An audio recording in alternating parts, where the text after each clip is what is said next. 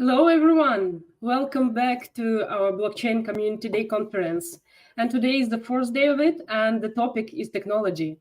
My name is Polina, and today I'm very happy to introduce you Vasilika Klimova with an interesting talk that is relevant to everyone nowadays, probably redefining security from password to biometrics and digital signatures. Hi, Vasilika. Welcome, and thank you for being with us today. Hi. Vasilika has extensive software engineering experience, is an active organizer of various meetups and conferences, and is a web school mentor, so such a wide range of interests. Great to have you here. And before you start, I would like to remind everyone to drop their questions in the chat. So without further ado, let's dive right in. Vasilika, the stage is yours. Thank you. So yeah, today we are going to talk about passwords and what we need to do with them and what's new in our technologies we have. So a little bit about myself. I'm a software engineer, web developer.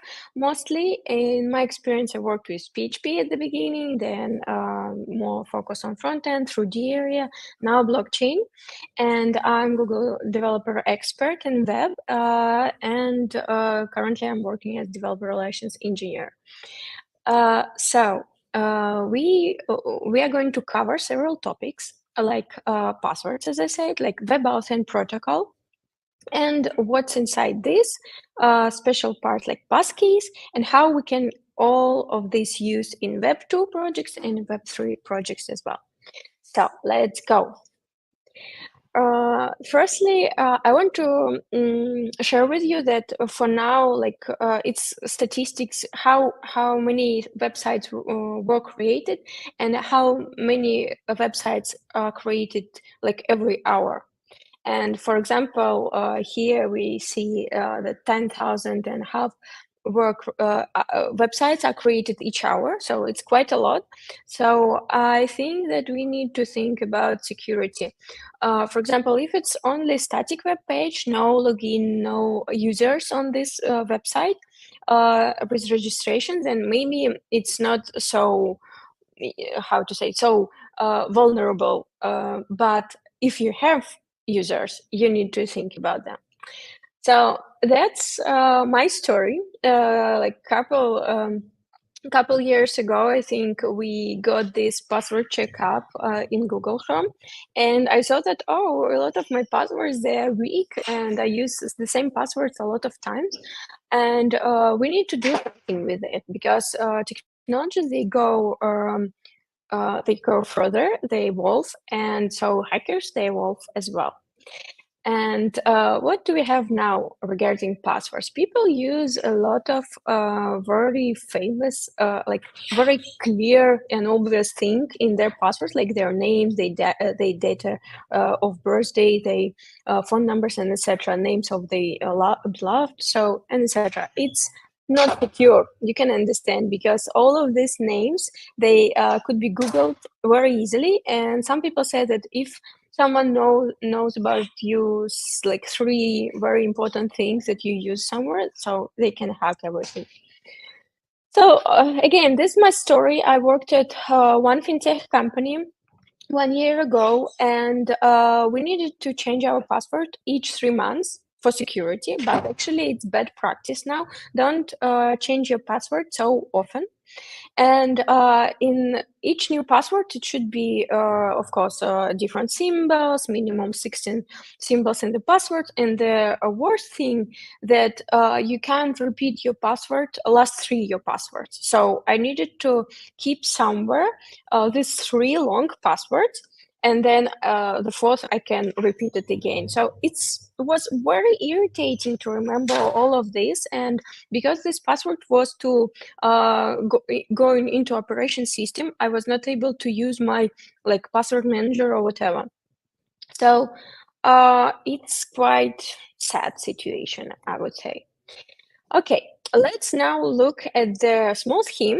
We're going to from the top, going to the right, and what's going on when you logged in on the website. At the beginning, you, for example, you choose, you type your password, then some kind of algorithm working, and this algorithm translates your password into this hash value. And actually, during your registration, good website, they don't keep your original password, they keep hash value because it's much more secure. And so when you put your password again, your hash value calculated, it will be compared to hash value that was stored on the database. So, and then if it's the same, you're okay. But you know that a lot of passwords, they were stolen, and some parts of the password, they were kept in some dictionaries, for example, and you need to think about it. So it was very interesting case on LinkedIn that they used MD5 algorithm to create this hash value, and it was very easy. It was hacked at some point, not very easy, but again, and even password of Mark Zuckerberg was stolen, so he was hacked. And MD5 now is not good to use for creating this hash value, so as a hash function.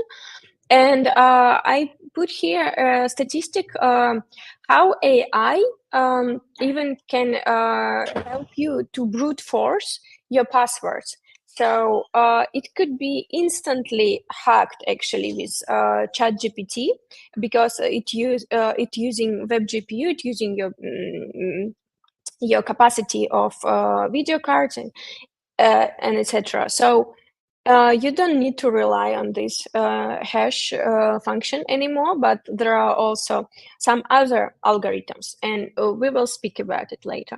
So with AI era, actually, there are a lot of problems. So with AI, it's much easier to hack, as we understood already. There are a lot of misinformation with AI. Of course, AI helps us to evolve and to solve some problems, but at the same time, it caused a bit depression and burnout for people who were scared that their work will be, how to say, changed by AI. So, but for security area, I would say that AI, it's new challenges, and challenges, it's always new opportunities. So we need to think about it from, I think, positive side as well. And after this storage with dictionaries of your password, some new algorithms, of course, were created. For example, salty algorithms. What does it mean? For example, you use the same word for login into a website, like strawberry password, but different websites, they use different addition, like salt.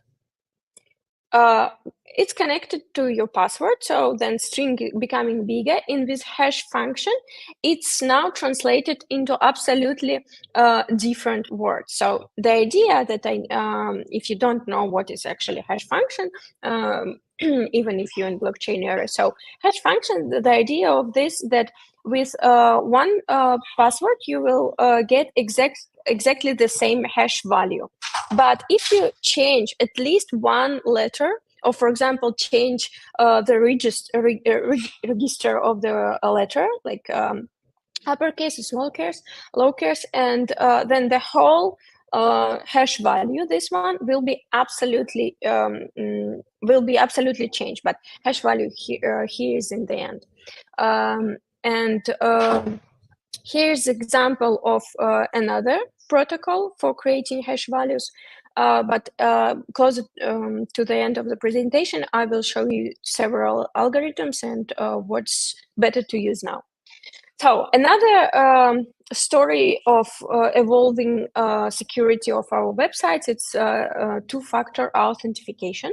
So when you use something else, not only your password, you rely not only on password, or for example, on your phone, and you can get SMS with some password or something. But regarding a lot of researchers, actually, these three things, they are not very secure at the moment. So SMS and everything that only connected to your phone, it's not good, because sometimes even in some countries your phone number could be just taken by you by some other people who have the power, and so you can just then get your SMS, or they can go inside your accounts using your SMS and your phone number. So I would recommend a bit another ways to use as your 2-second authentication. For example, instant password generator application or password manager, even better. So password managers, there are already plenty of them. There are like built-in ecosystem, like with Google, with Microsoft, and with Windows, and there are some, of course, private one, like 1Password. You can use them as well. It can store your password online and offline as well. So some people are afraid to send their password to another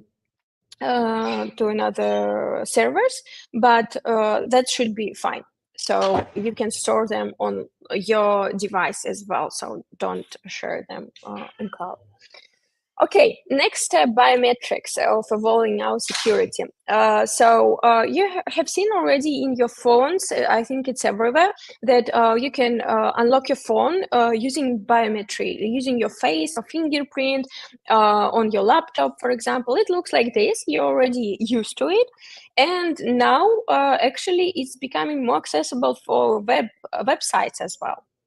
That's what it is, WebAuthn standard. So the logic of this, that you can go on your website and use the same like the same security chip to check your face. Is it your face or no? So don't be afraid to use this standard on your website, because it's not like it's not keeping any your biometry on their website. No, the logic of the work of this standard absolutely the same like you use with your unlocking your phone or unlocking your laptops. So the standard already since 2019, but now it's supporting clouds as well.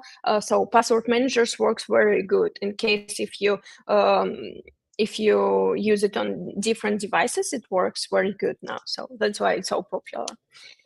Can I use it? Yes, you can use it. It's supported in almost 94% of browsers, so it's very cool.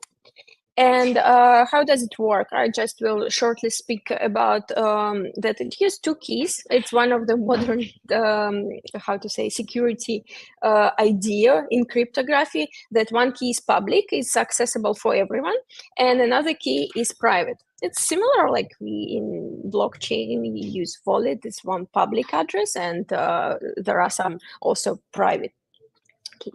So now let's speak about passkey a bit.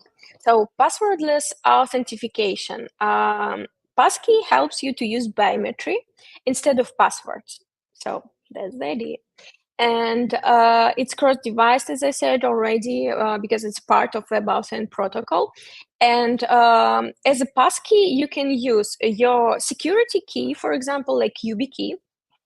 You can use your fingerprint, you can use face and PIN code. PIN code, the difference between password and PIN code, that PIN code stored on, or again, on your device. So it's password that never goes to any cloud or whatever. It just, especially for this application, you use this like PIN code. And YubiKey looks like this. I have it. It costs about 50 euros, but it supports also, in my case, browsers. So I can lock and unlock my websites using this key and any other like applications or whatever you want. And it's also works with NFT, so you can just put it to your phone, close, and then it works. So how you see it in web browser, you will see something like this. It's like built in already into browser, such like pop-ups. And you should not be afraid to put your finger or whatever. So it's the idea that it works instead of password, because password, they compromised itself.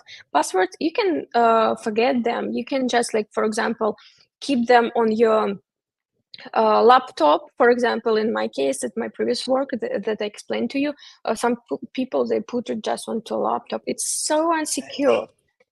So use cases where you already can see on Binance, on Apple website, on GitHub, they already use this sign in with the passkey, for example. That's very good that they are going this way. Now we will speak a bit about a bit myths about all this area. So, for example, some people think that fingerprints are not unique. I want to actually to share with you the last research that I found. It was in the beginning of this year.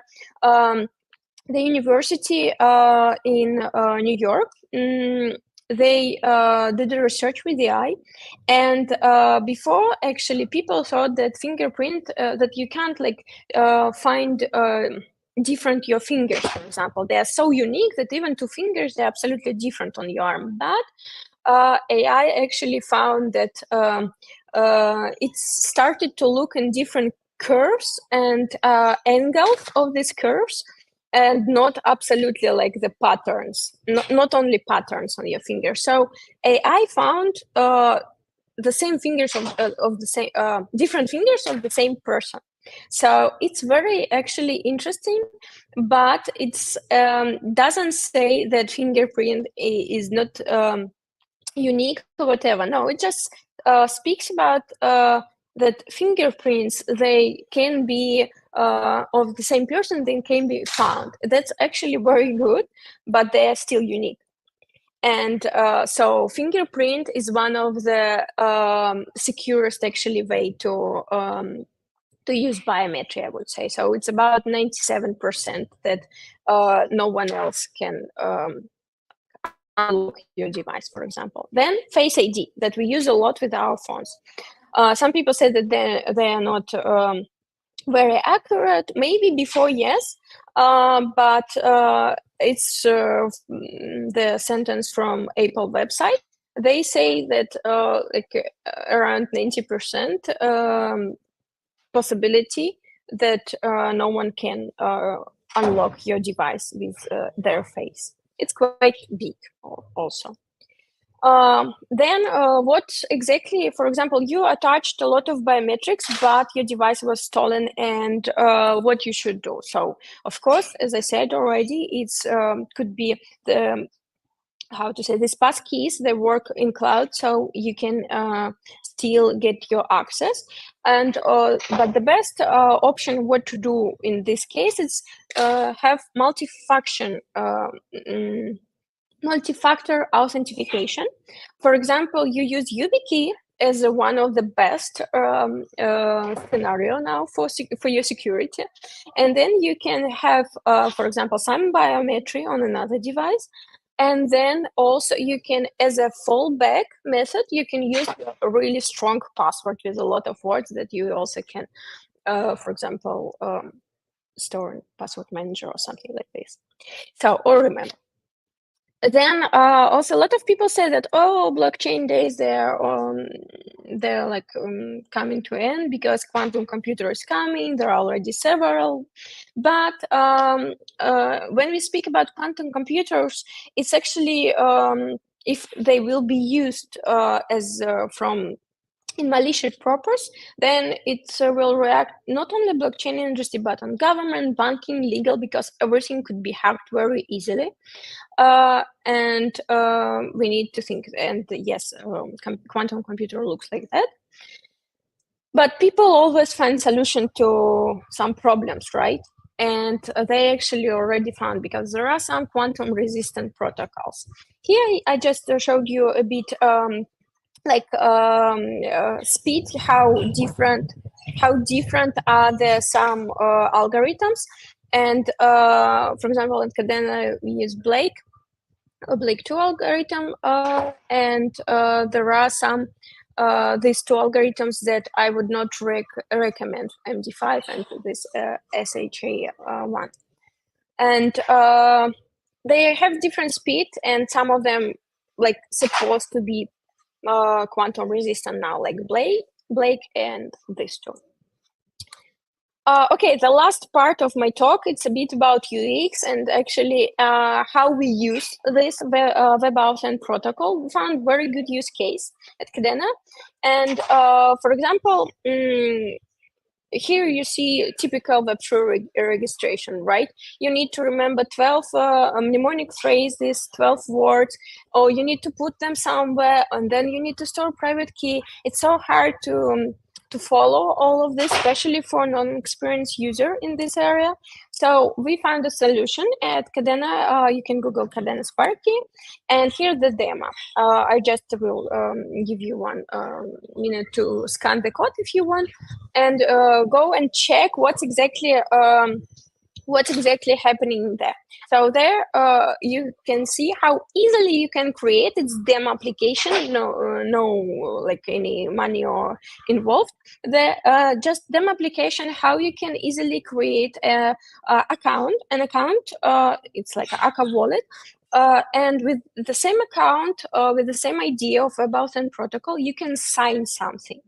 For example, sign that your proof of attendance, your proof of something, that you really did it, that it's you with your face.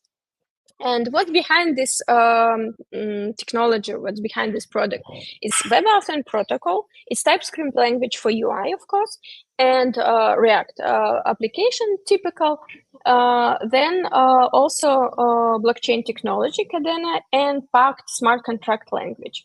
So it's all together works, and but you can be inspired with this technology and maybe build it on your side for your blockchains. So how it can help you? For example, it can simplify not only actually registration process, but it also simplifies this idea that, for example, any third-party business, right? So 2 companies, for example, want to do something without intermediary. And when you need to sign from both sides, we did it before with, okay, put your password, put something, a lot of things. But now, you can do it just like with your face, for example, or with YubiKey, and it will be quite secure. And you even can add multi-factor authentication. So it could be like multi-signature also. It's quite amazing and very easy and very fast, just in seconds. So, and could be, you could implement this in different areas, of course, as we all know how blockchain can work in like real estate, instead of people that we need to go notaries and etc., copywriting things, and a lot of areas. Here are some links to WebAuthn protocol, to Sparky, and some workshop how you can implement, because WebAuthn can be implemented on different backend languages. So, and conclusion of my talk, that I think you agree that passwords days are limited, so we need to stop using just passwords and use more password managers, use multi-factor authentication. And small advice, if you because at some websites they still ask secret questions, and don't be obvious with your answers. Like, don't say really your surname of your I don't know, mother or father, or your favorite the name of your favorite pet, because some people could know this answer. So try to change them, but only you should know the real answer. So don't be afraid to use new technologies, and good luck. Thank you. And here I put just QR code for my as a feedback, because I always want to improve my talks. If something was not clear, or you think it was too much obvious, you can leave me feedback. Thank you. Great, thank you, Vasilika. Very nice advice to use the wrong answer to secret questions. I've never thought about it. Yeah. And actually, we have some questions in our chat. Let me read it. In a scenario where the user's biometric data changes, for instance, facial changes due to an accident, how flexible is the system in adapting to these changes? Currently, like in Cadena's Square key is not adapting, it's just like demo, but in WebAuthn protocol, it's like you can use it how you want. Again, as fallback, you can use, for example, your email, and in the end, you still just can get your, I don't know, random password for in your email, for example, right? So in the end, we still go to old ways, but you can create something new. It's just like WebAuthn gives you opportunity to do multi signatures, to do multi like secure, I mean multi signatures, but on the level of operation system of your device. It's so cool. Yeah. And one more, how do you think we can accelerate the process of adoption of blockchain-based security tools? Of blockchain security tools, what's exactly meaning by this? Not blockchain in total, but what exactly security tools for blockchain? Not clear. Because it's different answers how we can adopt blockchain at all, or just to add more security into blockchain. So this talk actually about giving more security and the UX to current already blockchain solutions, I would say. Not only blockchain, to all websites actually. Okay, we have a few more minutes. In the author question would like to give more clarification, so you're welcome. And probably one more question from my side is like, if you suppose that the user biometric data or special key get compromised, how can the system ensure that the digital assets of these users remain secure? I think for me it's very interesting how it could be compromised. If someone, for example, get your fingerprint, it could be compromised. If they like have a copy of your fingerprint somehow, or your eye or your face, I don't know, then I think we should stop use this and use a new YubiKey. Okay, yeah, great advice. Okay, let me check. Oh yeah, and one more. Just to summarize, what is more robust password solution from your point of view? So from my point of view, use multi-factor. So use YubiKey if you really want to be secure. Use biometric fingerprint is better than face. And then the last one is use very strong passwords, maybe with password managers. And maybe the last is remember one strong password to keep your password, like to have a password for your password, I don't know, on local machine or on some flash device, whatever, but remember one strong password, but don't use it everywhere. So we should not copy passwords. Yeah, great. Looks like that's it from the questions. So thank you very much, Vasilika. It was very interesting and very useful, at least for me and I believe for our audience. And thanks to everyone for watching. And thanks a lot. Yeah. Yeah, just can write to me on Twitter or on LinkedIn. I'm quite open to other speaks. Okay, thank you very much for having me. Thank you for being with us. And next up, we will have an amazing talk, decision making when building Web 2.5 apps. So stay tuned. Bye.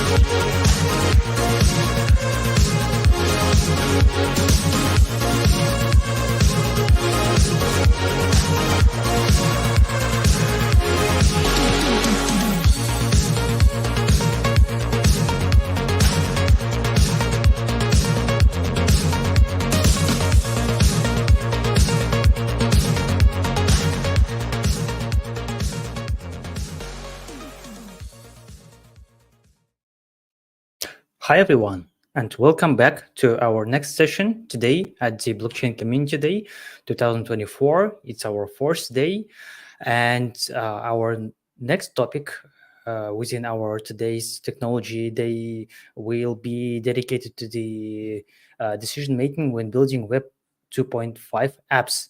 And our today's guest is Artem Dubinin. I'd like to invite our today's guest, Artem. Hi, Artem. How are you? Hey, Alec, how are you doing? I'm doing great. Yeah, great. Thanks. Thank you so much for joining, and thank you so much for applying such a great topic for our conference. And I believe we can now see your presentation. And I would like to remind our audience to leave your questions wherever you are watching this video, and we will go through the questions at the end of today's session. And I think the floor is all yours, Artem. Good luck to you. Yeah, so my name is Artem, and I'm a founder of Mighty Study. We're doing a Web3 gamified educational platform for incentivized learning. And I'm going to be talking about decision-making when building Web 2.5 apps. And this talk is going to be useful for, first of all, founders and product managers, less so, but still useful for developers and analysts. And I've tried to make this talk as simple as possible, but it also can be useful for people who are of intermediate knowledge in blockchain. So for example, if someone doesn't know the business side of the story or doesn't know the tech side of the story, but knows the other one, this talk is going to be useful for you. And the main topic I want to discuss today is building apps with Web3 features and centralized trade-offs. And how do we realistically approach this? So the first thing, let's talk what is our plan for this talk. So at first, I'm going to talk about market overview and what is the market scope today's market for blockchain. And then we're going to touch on what do we really need from blockchain and in which cases as a Web 2.5 app. And finally, we're going to outline the strategic combination of on-chain and off-chain elements for your next idea or for the project you are working on. And we are going to talk about the key decisions to be made when doing so. So let's start with basics. So you have a technology, and in this example, it's a combustion engine. And with a combustion engine, you can make a lot of great stuff, actually. Not only the ones pictured here. So like, for example, you can make a very fast car like a Ferrari, or you can use the same combustion engine to build a tank. And of course, the key considerations in both of those are going to be totally different, but the underlying technology is the same. So what we're going to discuss now is how to use blockchain in the right way to not end up with something like this. So of course, ending up with something like the car on the picture is pretty fun, but it's not obviously the optimal solution. And while you may be building this optimal solution, someone else will build the Ferrari and just go faster than you, basically. And here is the problem I see still in many of the blockchain projects is that they focus on glorifying white papers and tokens instead of focusing on the things that actually matter. And this is the problem, which is very old, actually. I remember Steve Jobs having a lot of arguments with tech people who were kind of focusing on creating fun stuff instead of solving the problem of their users. And these discussions are very, very relevant still today. But while Web 2 has matured already and everyone is already focusing on the right things, Web 3 is still pretty immature in that manner. So the first thing you have to ask yourself as a product manager or a founder is, what is the exact problem you're solving? And where does the blockchain fit in you solving that problem? And that would obviously depend on the industry sector. So let's look at the industry first. So as from the newbie eyes, the blockchain industry looks something like this. So like you have the overarching blockchain theme, and then you have a few different subcategories, like layer 1s and 2s, you have DeFi, you have NFTs and gaming, but actually how it looks like is more like this. So, and that would mean like you have something very serious, which is layer 1s and 2s. You have something semi-serious where decentralization matters a lot still, which is DeFi, and then you have something like NFTs and gaming, and that category, it kind of uses blockchain, but it's not really decentralized and not really that serious for that matter. Let's break the industry down into more parts to have a clearer vision of the whole industry scope. So right now, the industry have divided itself into many more sub-industries, and it's important to outline in which of these sub-industries decentralization is what really matters, or whether it's not really that important. So you can see I've created this scope where on the left you see that decentralization is more needed, and then on the right side, decentralization is less needed. So what we're going to focus on is this square on the right side. And this is the scope of Web 2.5 apps, and the talk is called Web 2.5 apps and decision making when building those. So we are going to focus on this exact scope. So yes, you might not need decentralization from blockchain, but what do we actually need then? Some people may ask. So what we actually need from blockchain in that cases, I'm not saying you don't need decentralization at all, but in some cases, you only need credible neutrality. And what that means is that the environment where everyone is equal and you can verifiably prove ownership. So, for example, I'm Artem, and then here is James, and here is Alice and Bob, and I know that Alex and Bob, they have certain things, and I can verify that they have certain things. And it is very important to mention that you can create this environment to be fully trustful, not trustless at all. And you don't need decentralization to make this. And from this credible neutrality, what we can get is we can get interoperability, we can get new revenue sharing models, new monetization models, and in general, like new ways to solve problems. And Web 2.5 is kind of a middle ground where we use blockchain for certain features while we are maintaining some centralization for better UX or for better user onboarding, or for and we are trying to keep the balance between the two. So here is an example of the problem that can be solved with blockchain without actually having to be decentralized. So this problem is API import-export hell, and it's solved by interoperability. Let's touch more on how do we solve that, and I'm going to show you the example of how we use that at Mighty. So at Mighty, we have an educational platform, and we educate users on Web3 and everything around tech in general. And our task when we build it Mighty is we wanted to make students feel more motivated during their learning. And this is the problem we were solving. And I said in the beginning of the talk, we have to focus on the problem. And the answer we found is that we want our learners to receive rewards provided by our course creators and brands that work with us. And to solve that problem, we do not actually need to be decentralized. We the only thing we have to solve to create this environment where students are more motivated during their learning is we need to scale the rewards. So we want to have a lot of different rewards for the users. And how do we achieve that? So, and let's imagine two cases, without blockchain and with blockchain. So without blockchain, what you have to do is you have to make each partner create an API for you, because they have their own items which you want to connect to your platform. And it's a pretty tedious task. So you will make every person to make an API for you, which is a lot of hours. It's at least, let's say, 50 to 100 hours of development work. And then you have to spend 10 hours as a platform to connect to each one of those. And if you want to have, let's say, 3 reward providers, that's fine. You can connect to them like this. But if you want to have 100 reward providers, it's totally not feasible, because you would have to spend thousands and thousands of hours to connect to each one of those.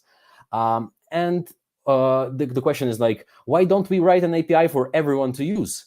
That's not feasible too. Why? Because everyone wants to own their items, and everyone also wants to have other things to do with those items. So you kind of need a neutral ground for everyone to connect to, which is blockchain. And here we can see the way this problem is solved with blockchain. So we connect to blockchain in the middle. You have to, and you and your partners have to connect to blockchain once.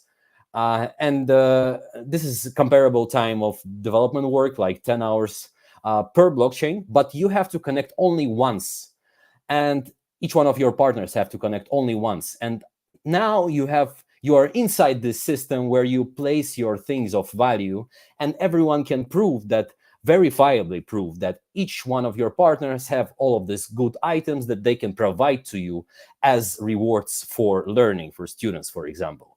So blockchain it doesn't give you any decentralization at all, because you are still centralized and your partners are still centralized, but you now have this way to connect to each other in a verifiable manner. You don't have to trust your partners. Your partners don't have to trust you, and it just makes life easier for everyone, basically. This is only one of the problems we can solve with blockchains, but let's go further. So let's assume we have decided that we need blockchain in some fashion. How exactly do we implement blockchain in the most efficient way to solve your business goals? How do we end up with a Ferrari and not this funny car? So in many cases, full Web3 way or a full Web2 way, currently at this moment, I'm not saying that it won't be this, it will be the same in the future, but in this at this current moment, full Web3 way or full Web2 way are in most cases least efficient ones. So you have this easy diagram here where you have you and your goal in front of you, and you can go Web2 way or you can go Web3 way. And the Web 2.0 way is you have a lot of paperwork, compliance, and you are kind of behaving like a usual internet business in a way. You're scaling your bottlenecks, you're hiring your team members, etc., etc. But the Web3 way is going to be very different, and it has its own hurdles. So you have decentralized governance, you have to establish distributed networking, you have to create peer-to-peer systems for your community to interact with each other. You need to implement tokens and governance models, which is very, very hard on its own. And sometimes combining these two things is the best way forward. So Web 2.5 is kind of a balancing act, where you balance advantages provided by centralized services and advantages provided by blockchain. So with the centralized services, you have increased speed, costs, and you have a very worked out user experience. But with blockchain, you have interoperability, which I've mentioned just now. You have the possibility of creating new revenue share and new peer-to-peer models. And you also have a regulatory hedge, because you don't have to, if you make some parts of your system decentralized, there is no entity controlling those, and it's a totally different regulatory talk, basically, overall. So what Web 2.5 gives us is a strategic combination of on-chain and off-chain elements. So where you have Web 2 and Web 3, and you combine it into Web 2.5. So, and what I'm trying to push here is that you have to push for Web3 features, not Web3 products. And that's very important, because a lot of people, there is a lot of talk about Web3 products, but not that much talk at all about integrating Web3 features into Web2 products. So the questions you have to ask here is which part of your application benefits the most from decentralization? How can blockchain enhance your user experience and security, or can it actually decrease it in some cases? And last but not least, what are the most critical trade-offs for your business? What is the thing that you are not willing to negotiate upon, and what are the parts that you can actually settle in? Again, giving an example of Mighty, what we have decided to do for our system is we have 3 parts here outlined. So we wanted to create a system which provides rewards to our learners. And in some, we start off with a fully centralized learning management system, which we have created on Mighty. And in this case, it's not feasible to use distributed systems because to do that, you would have to do the whole peer-to-peer verification of students, checking each other to make it fully decentralized. So we have a server that checks all the answers from students, basically, and it's fully centralized, but it's not the part, it's not the problem we are solving. We do not need to be decentralized in this case. And on the other end, on the right side, you have a fully decentralized rewards, which we upload to blockchain. So once they arrive to the wallet of the user, it's full Web3 experience. They're in your wallet as NFTs or as any kind of other digital collectibles. And it is totally feasible to use blockchain in that regard. And there is a middle point where people can decide to be decentralized or centralized, which is the point system itself. So we've decided to make points non-transferable, so you cannot transfer them. And it might be feasible to use some kind of a layer-free blockchain on it, but you don't have to. So you can start centralized because it's much cheaper to build that way, and you can migrate to be decentralized later. And here you have to consider what are the best UX and UI and what are the costs of doing so. Again, we have, in the next section, I want to talk about what questions can you ask yourself as a founder or as a product manager or developer.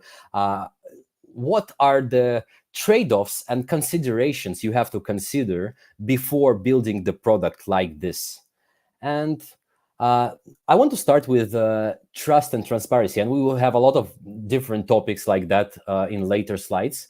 So and I want to outline Web 2 way and Web 3 way, and then come off to some form of middle ground. And just to outline before, there is no one-size-fits-all solution at all here. What I want to do here is I want you to ask those questions and apply them to your own specific case.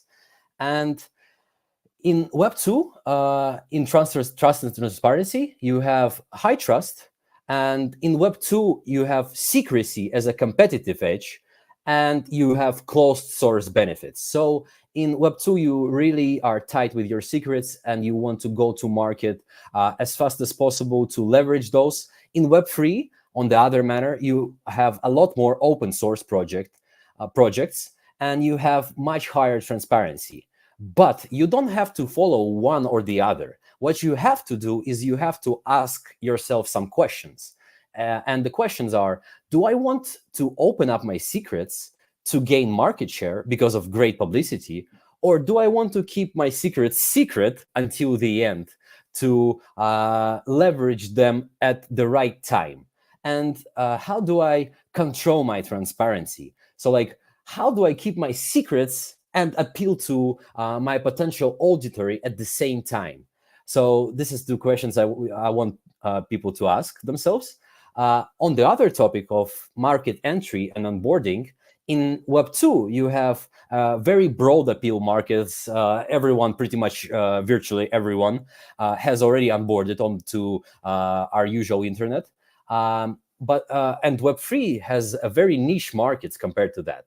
But with Web 2, you have Web 2, you have much shorter lifetime value of the customer. To put it simply, customers are not that loyal in Web 2 compared to Web 3. And in Web 3, you have a much longer lifetime value of your usual customer. So also in Web 2, you have to have MVP or a product. In Web 3, you do not have to build out the whole product, because market entry before the product is totally possible. And we've seen a lot of cases where people create a community, create their loyal followers without actually entering the market with a product, which sounds kind of crazy for a Web 2 person, but it is what it is.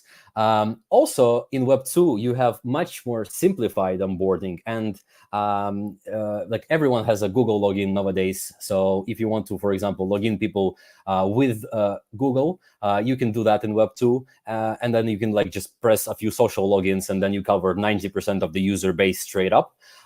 In Web 3, it's a bit more complex. You have to teach people how to, if you want to onboard them from Web 2, you have to teach them how to use MetaMask, how to use or other Web 3 wallets. And the question you should ask here is, do I want to keep deep market penetration with extremely loyal fans and longer lifetime value of the customer, or do I want to have a maximum amount of users possible? And let's go to the next one. So the next consideration is ownership, value capture, and monetization. So in Web 2, you as a platform, you own, you can say you kind of own your users. So you control data, you control revenue models. You are very cost effective, short term, but again, as I said before, you have short term lifetime customer value. And in Web 3, you have full user ownership, and in totally full Web3 manner. And you have user-driven monetization, and you make users part of your team, so to say. And then it brings you higher cost short term because it's more expensive to build such systems, but it gives you longer lifetime value of the customer. So the question you should ask here is, do I monetize by providing earning or other incentives for your users, or do I capture potential revenue streams?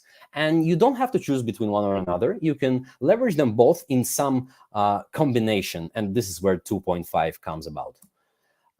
So in in terms of development, in Web 2, virtually every developer knows how to code in JavaScript and like just the typical tech stack. So it brings you cheaper devs because it's closed source. It's easier to make mistakes. To put it simply, if you do not have access to specialized blockchain talent, it's easier to close source your code to have less vulnerability area, and like to basically not to embarrass yourself if you don't have specialized skills in your team. In Web3, your team has to be very aligned with blockchain development, which is much harder. Your skill set, which is required from devs, is much higher. But at the same time, it's actually beneficial for publicity and reputations. So, for example, you can be a part of hackathons. You can show your expertise in this field, and it's ultimately it's easier to get funded or get grants from certain foundations. So the question you should ask here is, do I have access to specialized blockchain talent, or can I get it somewhere? Or do I have don't have not enough access to it, or do I not have enough funding to it, and I just can leverage general development skills? The next one is regulatory environment. In Web 2, it's top-down compliance. So like it's suitable if your business doesn't require heavy licensing. So if you don't have to do too much paperwork, this is the way to go. With Web 3, especially with all of those AML transmitter licenses and so on, it is Web3 way is more suitable for heavily regulated industries. And that's why, for example, in most cases in DeFi, you would need to decentralize up to the max, basically. So, and the question here that you should ask is, what will be more scalable? So dealing with bureaucracy or setting up your decentralized governance and other decentralized systems. And it will depend on your business. So like, is it faster to organize an effective DAO, or is it faster to fill out hundreds of papers? And one more, risk and reward management. In Web 2, you kind of have more concentrated risk, because you as a founder, when you start a business, the risk is all yours. Of course, you can raise money from VCs, but that's going to be a totally different story. So you have equity, you have centralized risks, and you have more monetary risks. In Web 3, you can make a token if you have a use case for that, and then the risks that you have are transfers to users. But the risk that you have personally is the reputational one. So if you have implemented token in incorrect way, or if you have done something wrong with the token, or you don't have a real use case for the token, and the price goes down, let's say, your reputation will be damaged. And we have seen, at this point, I think, thousands of projects which have gone down because of it. Do I want, like the questions here you should ask here is, do I want myself or team to have a large skin in the game, which is very important. Skin in the game is very important. It's very important to be deeply involved in what you do. Or do I need general users to be deeply involved? And you can have both, actually, in Web 2.5. In terms of innovation, in Web 2, most of the innovation is internally driven. So it's a top-down approach. And in Web 3, it's community-driven. And community feedback loops are of a much larger importance. So the questions you should ask here is, do users really know what they want, or do you know better? So like some people would say, like you have to theorize on your hypothesis, you have to test with real data, which is true. You have to do that. But if you're creating something that's very hard to test, let's say in the beginning, you can test some parts of it, but you, someone like Steve Jobs would say that he knew how the users will be much more approachable towards iPhone, for example, and he wouldn't need to test it that much. So do you have to, so the second question is, do you have to test the hypothesis, or there is some data that makes you think that like you are ready with your product? And which way is better to build iteration loops? All right, so I've outlined all of those considerations into the table. If you can screenshot it if you want. Also, if you want, you can text me later and ask something about those. Would love to answer your questions. And that's it for me today. I want to say that Web 2.5, in conclusion, is approaching the market from the most realistic perspective possible today.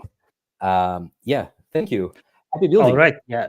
Thank you so much, Artem, for such a great presentation and the way you present. And it was pretty understandable. And we have actually a couple of questions from Konstantin in the live chat. Let me read them aloud. The first question says, what other aspects of education do you think it will make sense to decentralize in the future? All right.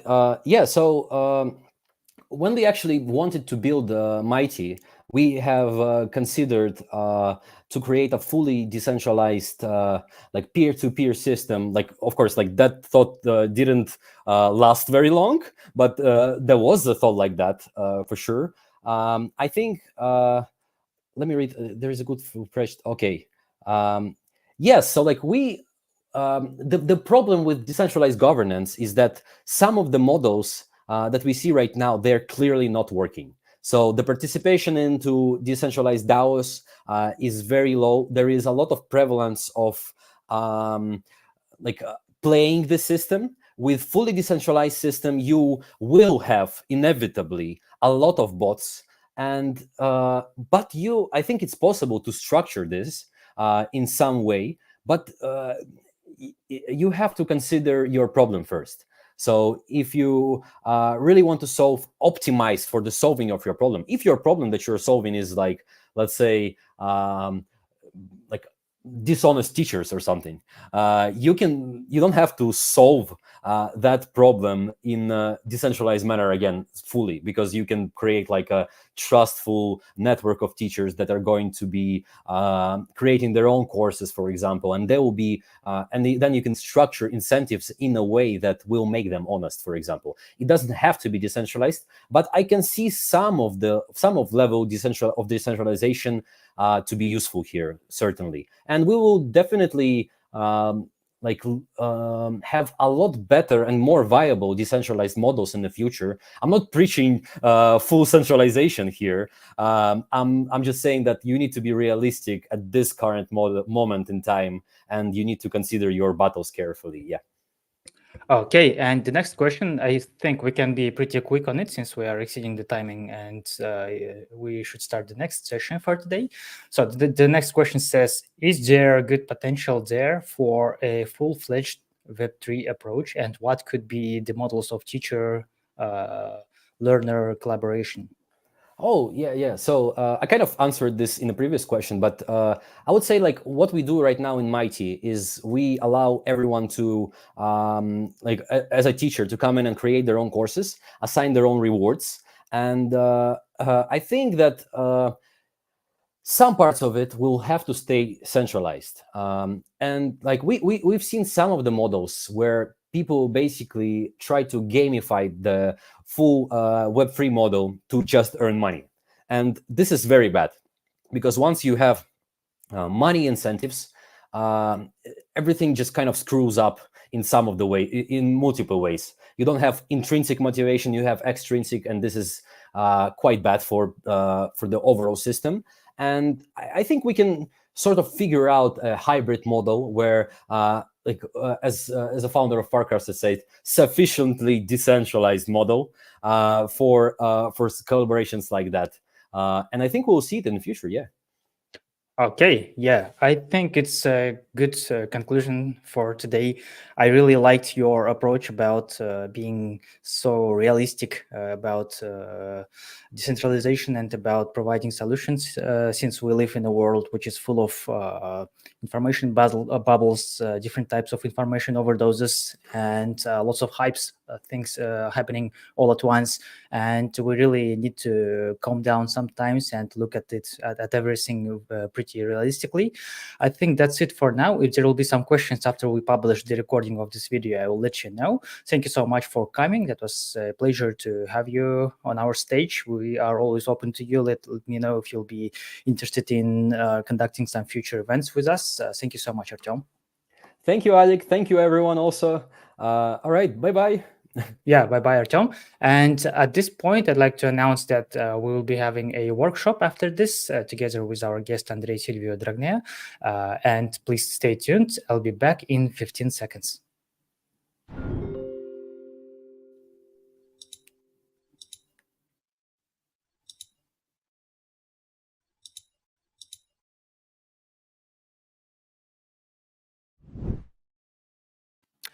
All right, so we are back with the next session here at the Blockchain Community Day 2024.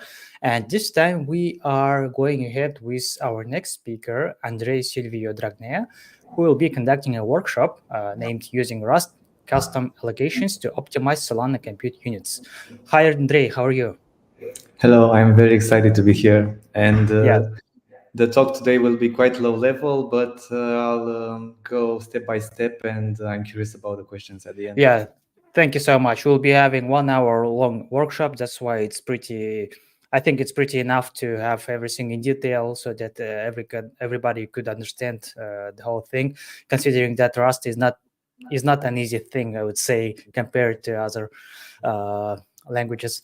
And I think we can now see your presentation, and I would like to ask to our audience to leave your questions in the live chats, in the comments. If you have any questions, address them directly to Andrei, and I will help you to read those questions aloud and sort them out. I think that's it for now. We can see everything on the screen. Good luck to you, Andrei. The mic is yours. Okay, thank you. So, hello everyone again. Let's get to work. I will start this presentation by having a short introduction on Solana terms so everyone knows what we are talking about. As you might know already, Solana transactions can contain one or more instructions.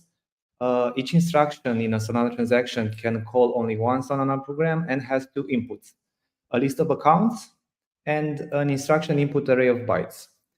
An instruction can also call instructions of other programs as part of its execution through a mechanism called CPI, which comes from cross-program invocation.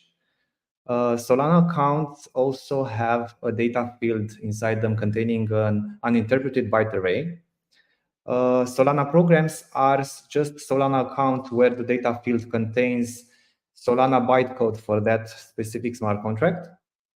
And native Solana programs are programs deployed at predefined addresses on the blockchain and are implemented as part of the Solana runtime itself, for example, like the system program.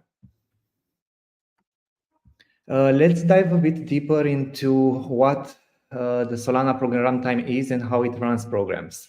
So as I said, Solana programs are compiled to ELF shared objects containing SBF bytecode. SBF bytecode is a variation of the Berkeley packet filter format bytecode that is borrowed from the Linux kernel virtual machine that is used for filtering network packages. And also, the SBF bytecode is interpreted by the Solana virtual machine. So basically, when a Solana program runs on the blockchain, it runs in a constricted environment of a VM, where we are going to focus next on the memory layout of a Solana program at runtime. So the address space of a Solana program is fixed and is laid out as follows. As you can see, we have 4 addresses important in the memory space of the program. The program code starts at 0x1 address. I will just read the addresses without zeros because there are a lot of zeros and there are hex values. Stack data starts at 0x2, heap data starts at 0x3, and program input parameters start at 0x4. So basically, a Solana program has a heap and a stack as a normal program at runtime. It has some program codes just as a normal process at runtime, and also has some program input parameters at this address. We'll focus next on the program input parameters because we want to see how they are laid out in memory and if we find some invariants there. If we look here, I highlighted some Rust code that shows the binary layout of program input parameters. So as I said, a Solana program invocation has a list of accounts as input. The number of accounts given as input is U64, that is at the beginning of this address 0x4 that I mentioned before. Then we have a duplication marker because basically some input accounts can be duplicated. So two input accounts in the input array can refer to the same account on chain. And in this case, the runtime will just mark this as duplicated. Each input account has a few flags. One is if the input account is a signer or not, if it's writable, and if it's executable. Also, there is data len counter, which shows you the original data length of this account, because as I said, each account has a data array inside it. The key is the pub key of the account. The owner is the owner of the account, because in Solana, each account has an owner as the account model. Next is the LAN ports associated with that account, number of LAN ports that account has, and the data len, the final data len is the actual data length of the account and represents how big the data array for that account is. There are also some const assertions, which are basically some assertions that are verified at compile time. So this whole calculation here is 96 bytes long, and it's very interesting to see that the first account data address is fixed for any Solana transaction that you will ever encounter, and is basically equal to this value, 0x4 and the 6 at the end. What this means, it means that for any Solana transaction, a programming invocation that you have, when you call it, the Solana runtime will fix the first account at a fixed address in the address space of the program. And this is a very important invariant for us when we're going to look next. As you can see here, we have an example of a Solana program entry point. This is the beginning, the main function, let's say, of any Solana smart contract.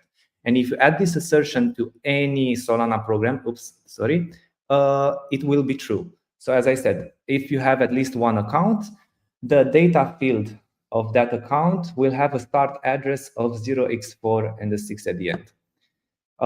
As I said, this assertion is always true, and it's true only for the first account input of a Solana program invocation, because the rest of the account offsets depend on the length of the data field of the first account. So if the first account is smaller or bigger, the next account offsets will depend on this data field length. So they are not fixed. How you can validate this? Of course, you can validate it with any on-chain program where you have this assertion, but you can validate also locally using Solana program test framework. But it's important to set it up using an SBF shared object and not a natively built Solana program, because you can use Solana program tests in two ways. And you cannot use a natively built program because the memory map of that natively built program does not respect the Solana SBF ABI. Basically, the memory mapping is different, because when you natively build that program, you basically run it as part of a test in the address space of a normal process on your local machine, which could be a Mac or a Linux or Windows machine. So this will not work. But it's interesting to see that this assertion added to any Solana program will still be true. So what we have so far, we have a memory region at a fixed address that we saw before, which is mapped to the data field of a first Solana account and instruction. What can we do with it? Basically, if we have the same first Solana account as input for two instructions in two different transactions, this allows us to persist a memory region of the Solana runtime across transaction boundaries, which sounds interesting and scary at the same time. And my next question would be, why not putting our program heap there? From a normal operating system point of view, this is similar to putting your heap of your usual process in a memory segment that is mapped to a file, memory mapped to a file, and to reuse that heap across multiple invocations of the same program. While it's technically possible, it's not very simple to implement on a traditional operating system, modern operating system, because of the address space layout randomization mechanism, which is a security mechanism on modern operating systems that shifts randomly the start addresses of the memory segments of a program on each program invocation to avoid attacks that can exploit constant memory layouts. For example, if your stack or your heap would always start at a fixed address, some hacker might exploit this in order to gain control of your system. Okay, as I said, let's focus. So far, we focused on the program input address and how the program input accounts are laid out in memory. Let's talk about the Solana program heap. By default, Solana programs have access to a 32 kilobyte memory region that can be used as a heap at the address 0x3. To facilitate fast allocations, the default allocator defined by the Solana runtime is a bump allocator. It is defined using the global allocator mechanism of the Rust runtime. And this heap does not support free or real lock, so it leaks memory, but it's fast because it only basically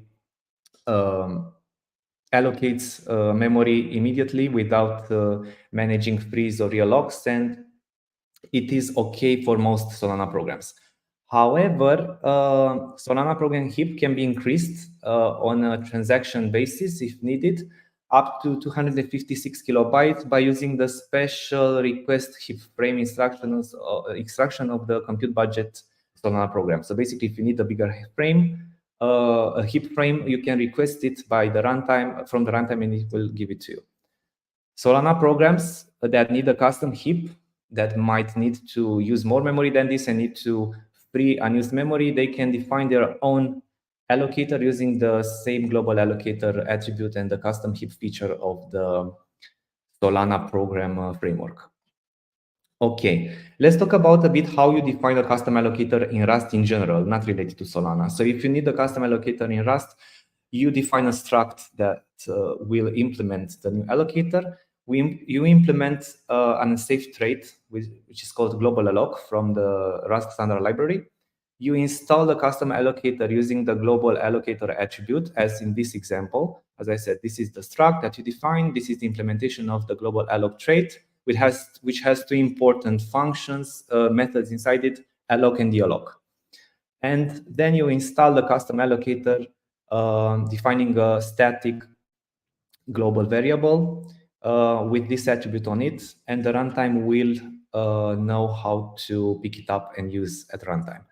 And the good custom allocator to use in Solana programs that we at NeonEVM use is the linked list allocator crate.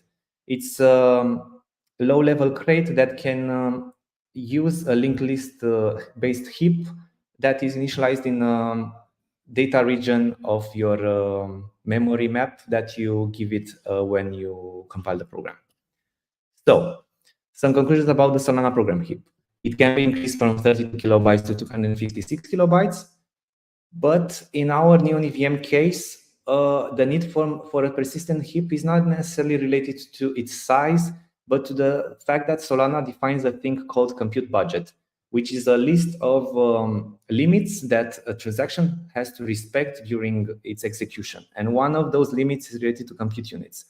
What are compute units? Basically, are some basic operations of the Solana virtual machine that runs Solana programs that limit the number of computations that you can do during one Solana transaction. The Solana runtime has a maximum limit of 1,400,000 compute units per transaction. The default limit is lower, it's only 200,000 compute units.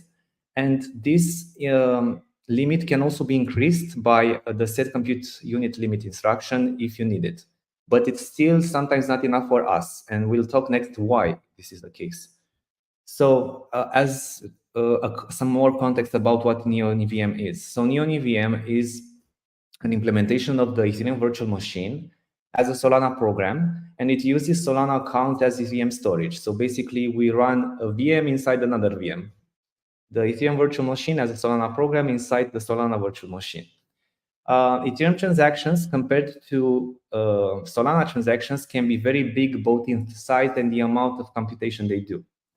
And the problem is that NeonEVM sometimes cannot process Ethereum transactions inside only one Solana transaction because of this compute unit limit. So the EVM state needs to be persisted across multiple Solana transactions. And why do we need that? Because we need to pick up from where the previous transaction finished and reinitialize the EVM state and then start from that point onward until we finish the Ethereum transaction that is executed by our EVM. So the EVM state currently is serialized at the end of a Solana transaction and deserialized at the beginning of the next one until the whole big Ethereum transaction is processed. And this repeated serialization and deserialization of EVM state consumes compute units by itself. So basically, in our Solana program, we waste a significant part of our compute units just trying to reinitialize the state of the EVM from a previous iteration instead of actually running EVM code, EVM bytecode. So how can we avoid this repeated serialization and deserialization? Well, by allocating the EVM state inside a persistent heap across transactions. And let's see what we can do about it. So the Solana account can be used, the first Solana account of a transaction can be used as a big heap for one Solana transactions or more Solana transactions. And how can you do that on implementation level? First of all, can you do it? And the answer is yes, and it's very simple. Basically, you just have to define a custom allocator using the global allocator mechanism. You just change the default start value of the heap from the traditional heap of a Solana program to the address, the fixed address of the first Solana account in a transaction. And you have to be careful to provide to that program a first account whose data field is big enough to contain the whole heap of your program that you will need. And it's interesting that the newly allowed maximum heap size is 10 megabytes, which is also the maximum size of the data array for a Solana account. So basically, with this hack, you can increase the size of your heap if you need it up to 10 megabytes from the 256 kilobyte heap size of a default Solana heap. But also you can use the Solana account heap as a persistent heap across transactions, as we said. And it's interesting how you do that, because Rust makes it hard to do, because Rust is a safe language.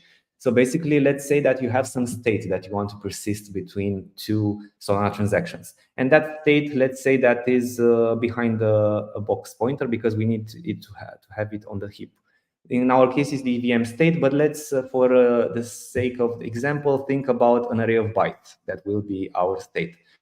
The problem is that this value will need to be accessible in the second transaction and following transactions too. So we need to allocate it on the heap with box new, and then use box into row to leak the pointer intentionally. And this is another interesting thing. How do you know on the next Solana transaction where the initial box allocation was done on the heap? Basically, you had a pointer on the heap that you lost because the first transaction was finished, and you need to find it again on the next transaction. The solution is to store it at the predefined fixed address in the Solana account data array in order to know where to find it at the start of the next Solana transaction. So for the sake of example, I chose the location for this pointer to be right at the beginning of the first Solana account data array start address, so at 0x46. And the actual heap will be shifted a bit with 8 bytes to the right to the address 0x468. So basically, it's the size of the value of the initial address plus the size of usize, which is the size of the pointer type on Solana virtual machine, which is 8 bytes. And we do this because in Solana programs, you cannot have static mutable variables, static global variables. Basically, in a normal Solana program, in a normal Rust program run on your local machine, normal programs have at runtime a memory region where global variables are stored.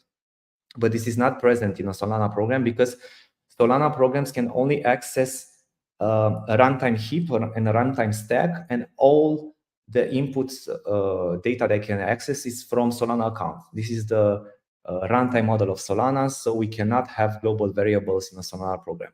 But we can define our own global variables inside the Solana account at a fixed address. And we do just this.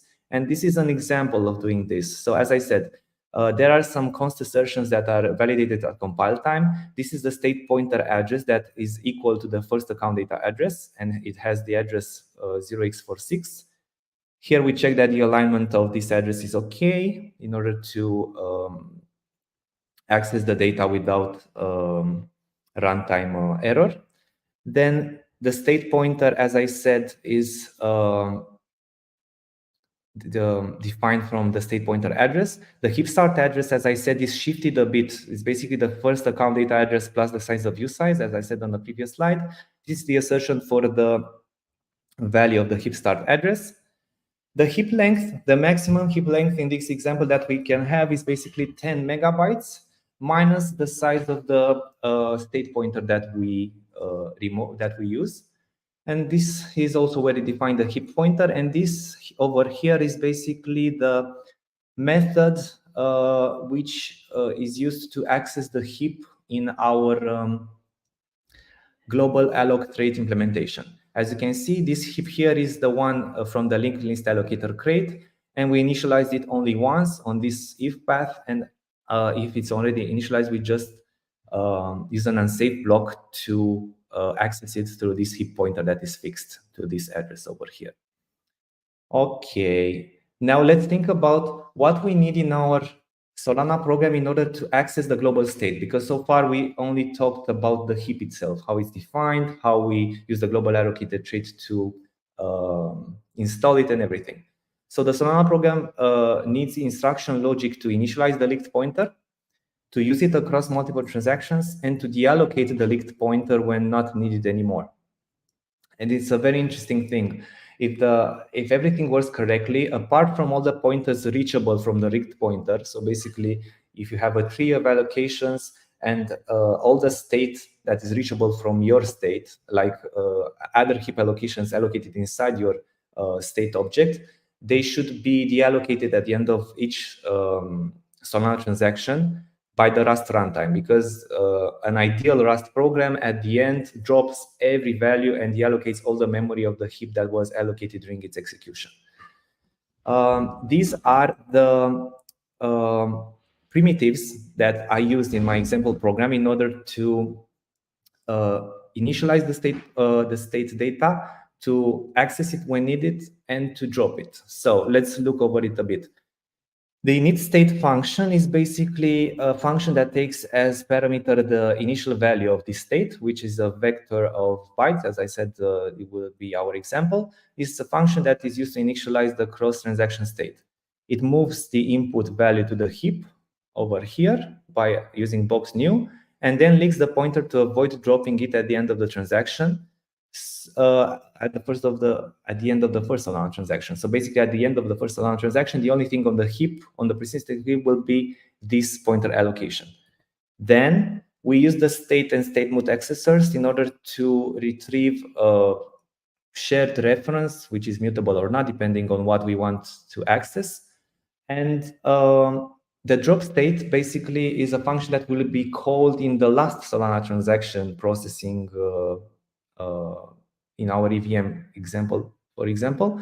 And drop state, what it does, it reinitializes the box from the linked pointer, and it drops the pointer in order to deallocate that memory from the heap. Now, these functions are very important to be used correctly because they are dangerous. What happens if you use the state or state mode function before using initState? Basically, you would access undefined data from the heap. So this is not okay. You have to be careful in your logic that you first init state in the first transaction, use state and state mute in all other transactions where you need it, and drop the state only at the end. And after dropping state, you don't call these two functions afterwards. So let's think about a bit what could be the problems of this hack, let's say. If the Solana account data size is less than the Solana program expected heap size, the program will panic with an access violation. So basically, if your Solana program account input is not big enough to fit all the heap that you want to allocate during that runtime running of the program, of course, the runtime will fail with an access violation. But this is easy to fix. You just have to be careful to allocate Solana account which is big enough. What happens if you use the same heap through a lot of Solana transactions? Heap fragmentation can show up, and this could be avoided by using two heaps. The normal heap of the Solana program for things that are only needed in your current transaction, and a global heap that where you only allocate the state that is reused across transactions using the allocator API2 crate, which is basically a crate which duplicates all the unsafe APIs that are present in the current standard library, Rust standard library, and are not stabilized. And you can, for example, have a duplication of the VEC implementation from the standard library. So when you use that VEC from allocator API2, you basically allocate that VEC on your custom heap, and these two heaps are managed separately in two different memory regions in order to avoid fragmentation. The third big problem is undefined behavior, because basically you hook up a heap for your program at runtime from a previous transaction, and you have to be sure, but by your security model of signers and transaction processing, that you don't end up with heap that is not yours or it's not known to you before, because this could end in security breaches. And also the very interesting thing is that the allocation itself consumes compute units, because if you think about it, when the free method of an allocator is called, of course it has to do some logic in order to track what regions of memory will be free than everything. So sometimes maybe just using a bump allocator with a big heap, big enough heap size, could use less compute units than a heap which doesn't leak memory. But this requires benchmarking on a smart contract basis, so each Solana program could behave differently. Okay. So as a conclusion, Solana runtime memory model is deterministic. This is a very interesting property, and it actually is a property common to many runtimes. For example, even the Java virtual machine and also the Ethereum virtual machine. Basically, all virtual machines, this is why they are virtual, because they have some fixed things inside them, and one of them is the memory model, and where the addresses of different structures are defined, and can be used in novel ways, as I tried to show you in this presentation. And the second conclusion is that the first Solana account inside the Solana instruction can be used as a heap, which can also be persisted across transactions if needed. And the account heap using this hack can grow up to 10 megabytes from the maximum normal heap size of 256 kilobytes. This would be my presentation so far. I can also show you the code, and also I want to point out that all the code of this presentation is publicly available on my GitHub, where I have a fork of the Solana program library repo, and inside that repo there is the Rust Summit branch, where everything about this is available for you to play with it, including the Solana program test that I discussed about. Is the link over here. And we are also hiring if someone wants to join us on hacking Solana and Ethereum. And again, thank you for your attention, and I'm waiting for your questions eagerly. So let's see. Yes, just give me a second to check the live chat if there will be some questions. 1 second.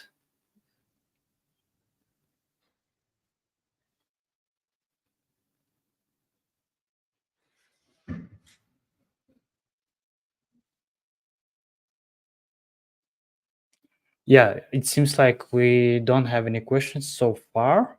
So I'd like to ask our audience that we have enough time to ask any questions to Andrei. Just write them down.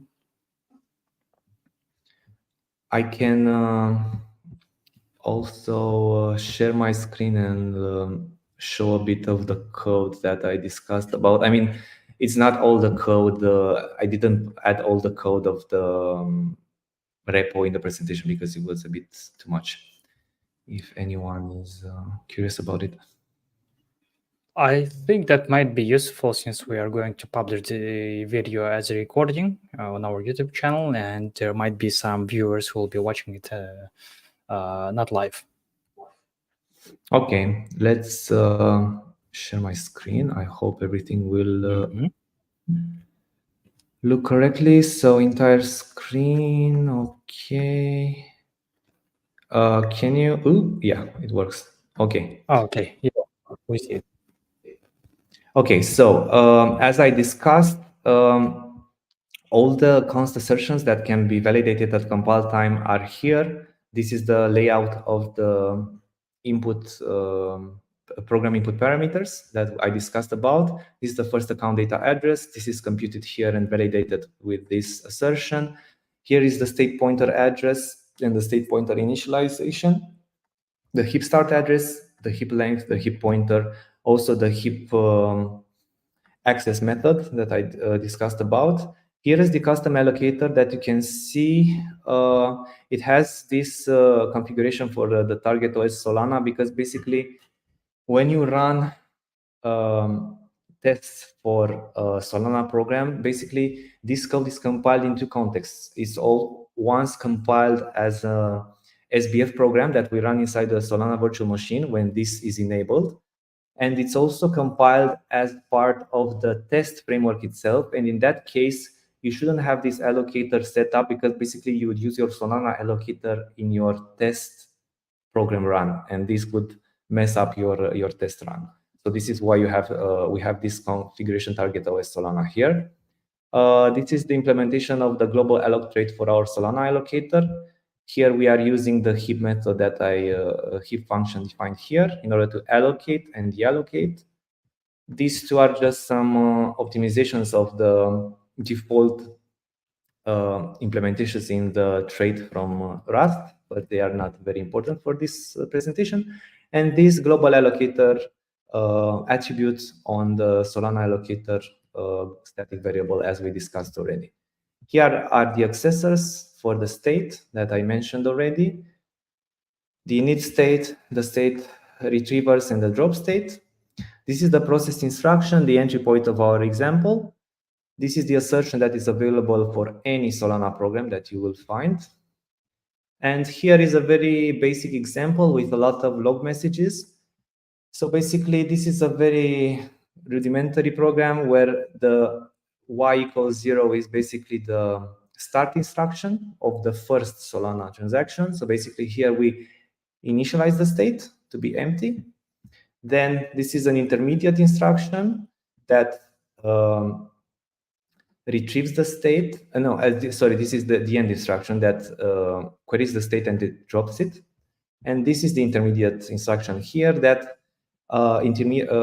queries the state, adds an input value from instruction data into this state, and then displays it again. And this is the test, important test that I mentioned about. Basically, here we are creating a few transactions for this program, and we are doing different things inside them.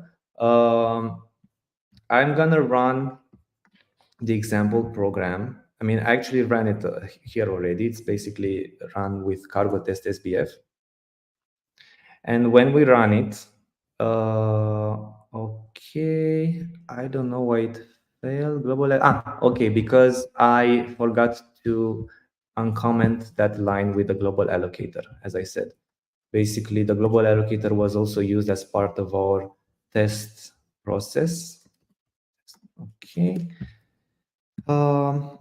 If we look at the logs of the program, we will see here. So this is the initial persistent heap. It's full of zeros. Then, okay, sorry, there are actually two tests here. This is the first, the test that we discussed about. So the persistent heap is initially empty, then we add a value to it, this value. And then at the end, we also deallocate it, and everything should just work as I presented, as I showed in the presentation. Okay. Yeah, and that would be it. It's basically a derivation of the cross-program invocation example from the Solana program library, as I said. And this is available on my GitHub, as I said in our presentation too. Okay. I don't know how to stop sharing. Okay. Yeah. So this would be it. Okay. Yeah, I think there are still no questions for now, but I'm sure there will be some questions after we publish this video as recording. And I believe there will be some people who will be trying to do everything you have just explained. And I will let you know about that if we will receive extra questions about your workshop. I think that's it for now. Andrei, thank you so much for delivering this workshop. I hope that will be pretty useful for our audience, especially for those who are starting their career as blockchain engineers. We will try to promote your video on the specific audience and target it among our learners of our mentorship programs and different other programs. Thank you so much once again. Thanks to everyone who could participate here during our live session. I hope to see you again, Andrei, on our stage. And that's it for now. Okay, thank you. Thanks. Yeah. Bye.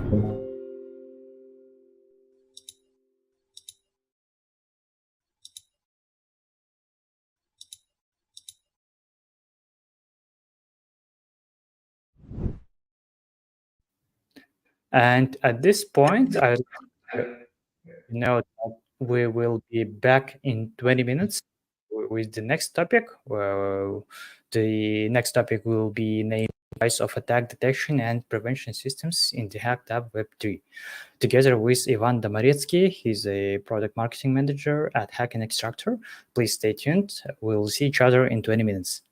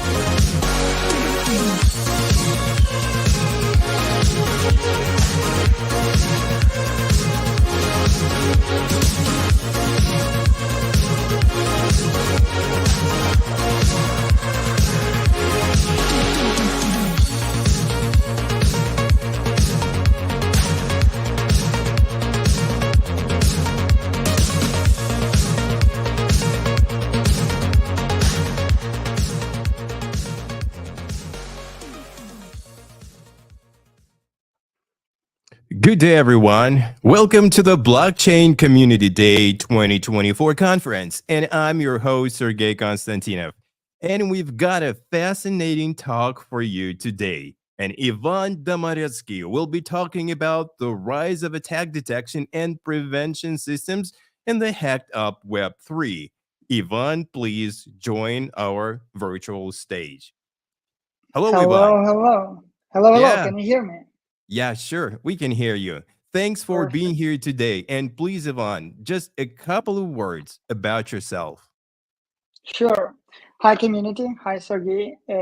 Very nice to be here. And yeah, as you mentioned today, I want to talk about the rise of real attack detection and prevention systems in our Web3 world and why actually I do care, because I'm working for the last 7 years on the cybersecurity privacy tools. And basically, yeah, it was Web 2. I think most of us started the career from Web 2.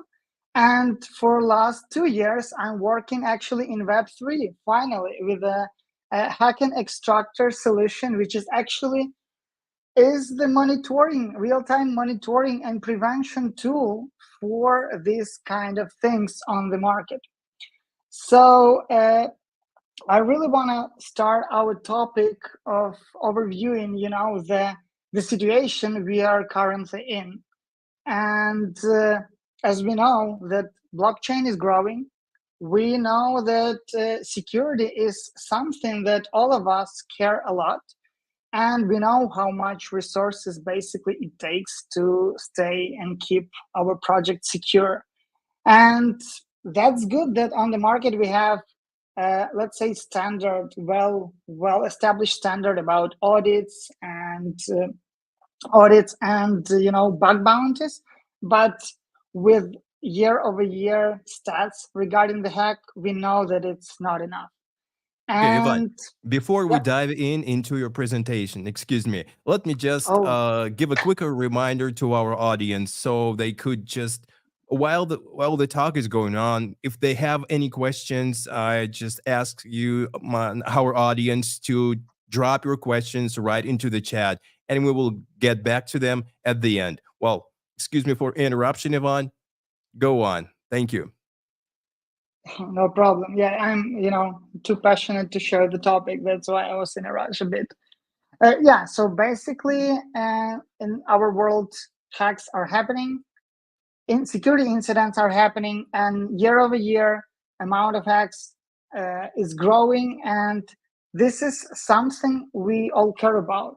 That's why I believe, with my background, that real-time systems should help here and should be this kind of remedy that we all need. And yeah, more data for us to check. This is report by Hacken about the hacks in 2023. And we can see that the winner in terms of amount stolen is access control. Again, key leakage, human not very careful with their stuff. And the winner with the number of accidents, it's actually rug pull things. So different stuff happening. Flash loan attacks, reentrancy, Oracle issues like phishing, honeypot. So like variety of vectors are huge. And for sure, checking the code can not always be the best decision in real time. To fix all of this. If we divide these vulnerability types in few sections, let's check few of them. And like Access control that I mentioned before, we all know about them. It's like a key leakage or role and authorization vulnerabilities, or which leads to like some proxy upgrades, unauthorized proxy upgrades. Also, we have financial vulnerabilities, which usually happen, like Oracle manipulations, asset disbalance, front runs. A lot of smart contract vulnerabilities also leads to some hacks, and this goes with reentrancy and flash loans as underflows and overflows. And kind of new type of vulnerabilities, or let's say it's a compliance. So basically, rug pulls and tokenomics, this is a huge topic to be aware of, and also blacklisted addresses and AML, KYC, KYB, it's something that projects really seeking to monitor nowadays to stay secure. And why we are talking about the topic like real-time detection, real-time protection, because you should be the first to know what happens within your project, what happens within your protocol. Because we're pretty familiar with the concept when in the Twitter, you check the message about someone has been hacked and then they're trying to do with that. And it's kind of wrong. I think you as an owner or you as an investor even, you should be the first to know about this stuff. And ideally, you should be the person who prevented it, or you should be in control of the situation. And basically, this is something that this real-time monitoring and prevention systems brings to the table, brings to the market. And if we look to the concept of how it's stacked with the current situation, with the security approach, it's very well compounded with security audits, which we know very well. It's a very common pre-deployment tactic. And then on the post-deployment stage, we have this variety of systems like monitoring that has monitoring, detection, and ideally protection capabilities, which actually helps projects, to stay with each layer to be more protected and be more on of control. And if shortly speak about this, like 3 layers of this post-deployment security systems, it's like monitoring. Basically, it's ability to check everything, let's say, to see everything, to see every transaction and state. And sometimes, in addition, we can track some off-chain things and like GitHub repository and some nodes and stuff like that. And then the next layer that was described is detection. And here comes some magic, let's say, because through this all amount of stuff you are monitoring, you need to find out what is wrong, what is not something you expect. So in here, you actually divide authorized from unauthorized things and stuff like that, fraud from legitimate, and so on and so forth. And ideally, to have this third protection layer. And actually, it helps a lot because it's usually fully automated and it saves a lot of funds for projects if this layer is on its place. If we are talking about like Web3 product security lifecycle, again, which we all know, so this concept of real-time stuff, real-time security systems are really a good addition to well-known tactics while you are developing your smart contracts, while you're doing, before the deployment, you're doing audits. And then this real world bring us some unexpected stuff. And here comes this real-time security systems, which brings you this post-deployment threat intelligence capabilities, and they brings this threat prevention. Sometimes these systems also can help you with incident response, but it's a bit different story. And here's like description and the picture how it basically works. So this monitoring detection, everything comes in, we monitor a lot. These systems can track everything, but then this black magic, as I mentioned, and different companies name it in different ways, like AI, ML, super nano detectors and stuff like that.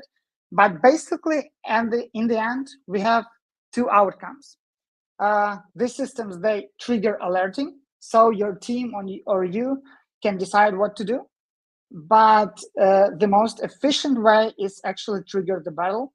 So run these prevention actions that were actually pressed up in your systems.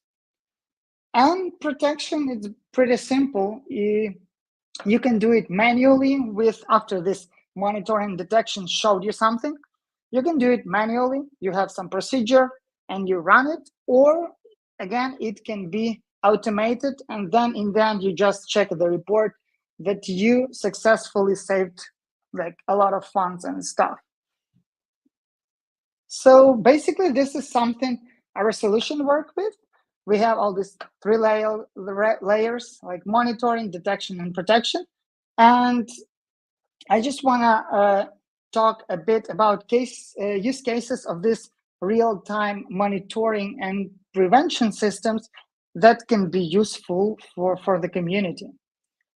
And basically, first case is about the huge exploit. The attacker, usually attackers, they use Tornado Cash to fund their wallet, fund their accounts. So basically the same way, first step was funding account on different chains. And then attacker exploited precious error within concrete liquidity pool. And actually the check failed by super small amount, but it was enough to drain the liquidity, and total loss was like $40 million across all chains. And possible response action should have been like pausing. I know that we don't like pausing. We don't like pause the functionality not to affect all other users. But when we are talking about the huge amounts and the critical situations, it's better to save funds rather than pause the whole functionality. And basically, after the first exploit, this automated action could have paused other chains, so funds on other chains could have been saved. And this is some kind of description and about how it basically worked, how it might work. And some detectors, they can vary from case to case. And in this case, balance drop detector will show us that like there is some balance drop, something happened, it's time to trigger the battle. And as we can see, after this first exploit, only on $7,500, we could save all other funds because all other functionality on other chains would have been paused. Okay, and next case. Sometimes I mentioned before that this real-time security systems, they even can help with the incident response. So in this case, some smart contracts were exploited, and client asked to check the infinite approval of the clients to save money. And basically, because some of these systems and our has this flexible detector SDK that you can actually bring and write and create your own detector on your needs, we created a detector that actually triggered the rescue transfer whenever we saw this like specific address with a specific token and infinite approval. So we saved some funds of clients even after some hack happened. So sometimes if your system or system that you're using flexible enough, you can even use it for incident response. This was this case. And a bit about the key leakage and unauthorized stuff. So with some timings, we mentioned that protection can be manual or automated, but manually you're not all the time with your computer or system, so you can't react, and automated stuff works better. So here, again, it was key leakage, and again, the exploiter funded some account from Tornado Cash. Attacker deployed malicious implementation for proxy and then accessed that account with the leaked key and upgraded the proxy with his malicious implementation. And basically, first wallet upgrade was, as you can see, it was took some 6 minutes, and the upgrade for contract with the most assets took 3 more minutes. So it's a matter of minutes. And then in the end, attacker withdraw everything within 1 minute. So basically here, few vectors of prevention could have been used. It's like ownership change whenever your system detects some upgrades when it shouldn't be upgraded. You change the owner, so even no one to some safe account, and no one can do further upgrades for proxy contracts. You again can do rescue, like preset up rescue transaction whenever there is some unauthorized upgrade, and transfer all your funds to some safe vault, or again, like the most common one is to pause functionality, but we have like 2 more. You can do ownership change or rescue transaction, so there is no need to preset up pause functionality here. And basically in this way, after the first upgrade, even before money was withdrawn, you could save all your funds. And pretty new topic on the market, not new, but I would say hot topic on the market. It's the regulation compliance monitoring, because now we have more regulations coming to the market, and different, let's say, authorities, they want to monitor, they want to know, they want you to be as much secure as it's needed for being present on their market. So in this case, these systems like real-time monitoring systems and prevention systems, they can help these authorities to oversee all transactions and have some reports to verify and check all crucial functions and events like mint and wrap things, and check, for example, also governance algorithm. And the most hot topic, I would say, these systems should, in nearest future, should be able to verify the audit relevancy. This is something we are hearing more and more on the market. And this is something very crucial for regulators to check if the audited contract is still relevant one. And a few words more about the regulation. We know that in Europe, MiCA regulation is going to happen very soon. And again, concept of real-time monitoring and prevention system can help you, using the systems can help you to be prepared for these regulations. Because basically, assets protection, it's something this real-time monitoring and prevention systems do for you. AML monitoring, again, you can do it with these systems. Governance monitoring and transaction reporting, again. So real-time monitoring and prevention is good use, not only for security, but nowadays also it takes some place with this regulation stuff that's happening. So check the regulation, and for sure check the provider who will help you to comply within this regulation. And like all of this is about the battle that might happen with your protocol and project, and it's better to be prepared for the battle and hope it will never happen. But if it will, you're prepared. So my advice here to, even though it sounds very simple, like monitor some basic stuff like upgrades or transfers and something else, do it. There is hacks happens within very, very easy flow, like Tornado Cash funding, some malicious smart contracts deployment. And then some unauthorized stuff. So do as much as you can and be prepared, basically. And again, regulations are coming, so these systems will help you even to comply with regulations. And here, my presentation is over. So would be awesome to answer a few of your questions.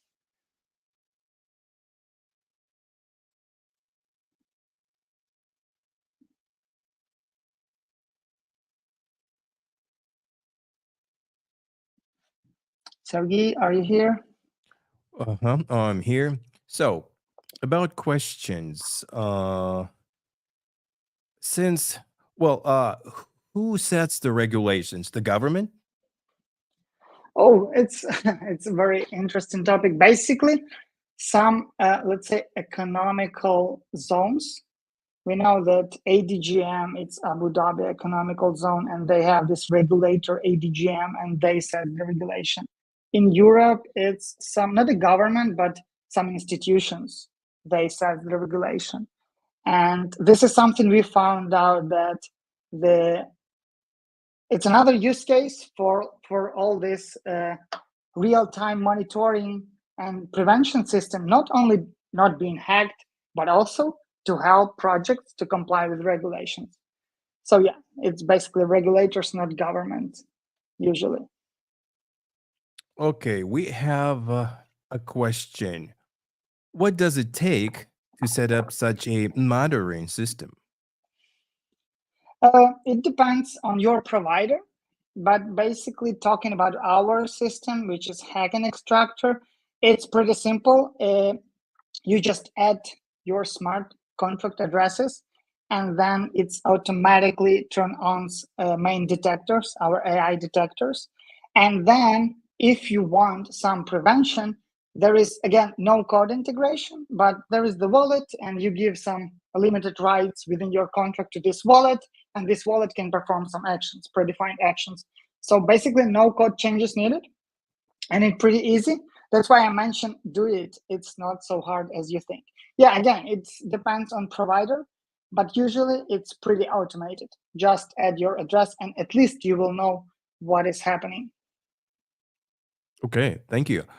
Well, what if I am just a regular, cryptocurrency user, with a simple wallet that I have, like maybe a MetaMask or whatever? How can I protect my assets? It goes a bit different way. I would say with this, if you're talking about this security systems for smart contracts, basically you can track and check the projects you're investing in or you're following. It will be very helpful about how legitimate they are, how often they do some transactions, big or small, like some balance drop again and stuff like that. Because for let's say private protection of assets for wallets, there are a bit different type of products. They are like even some Chrome extension and stuff like that. So in terms of private protection, I would say go with some wallet protection, like wallet transaction screening. But even though you think about investing to some company, you can monitor their smart contracts, and you can be sure that they doing well, and they you can securely invest in them. So I would say this way. Well, thank you. Well, if probably something bad happened and let's say somebody hacked me or the company or whatever, and the assets are lost, is there a way to get them back? Nowadays, there are few ways to there are chances to win them back.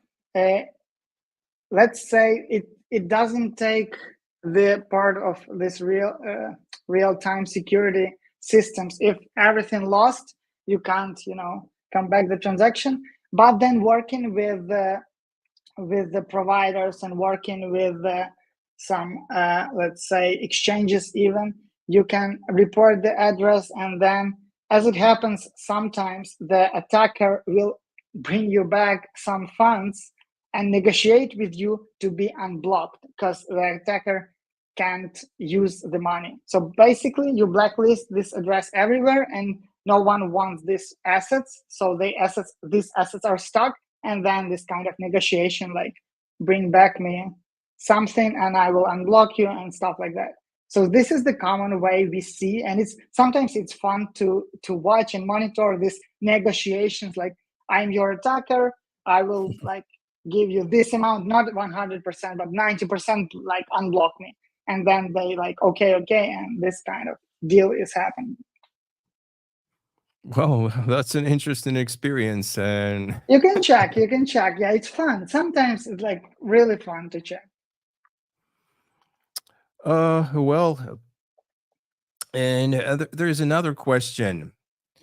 How do we deal with the government? I would even say with governments, because this like system is spread across the globe, and what governments do about this? I mean, do they want to control? Do they control? Do they pass some laws to like enforce some kind of control for like cryptocurrency assets movement, etc.?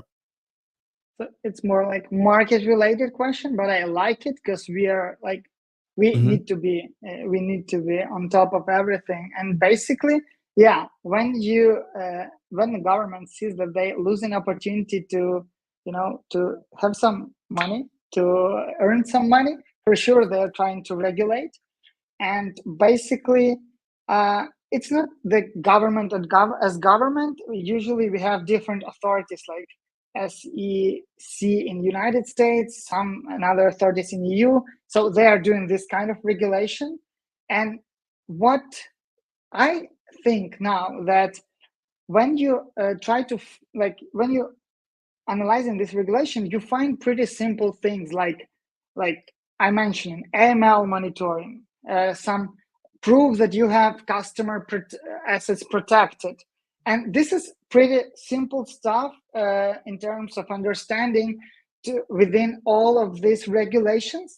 And here you know how to fight as a Web3 project. You just implement and secure all this basic stuff, and then even when this new regulation will come, you will show that you already done this, because it's not the rocket science. It's like AML, anti-money laundering stuff, and then this transactions, and then this KYC and stuff like that. So for sure they will. Let's be honest, they will try to be more and more here. They will try to regulate us, but no worries. I would say that there are a lot of things that will help you in the market to to comply.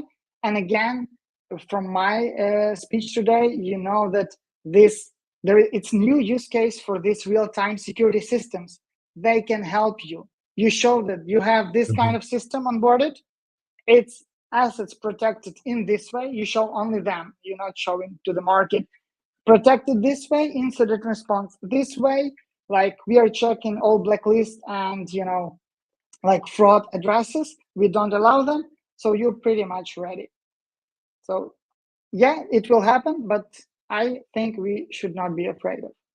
Just prepare for the battle. Both sides prepare for the battle from attackers. Yeah, and prepare, let's say, for the battle with this over-regulation stuff.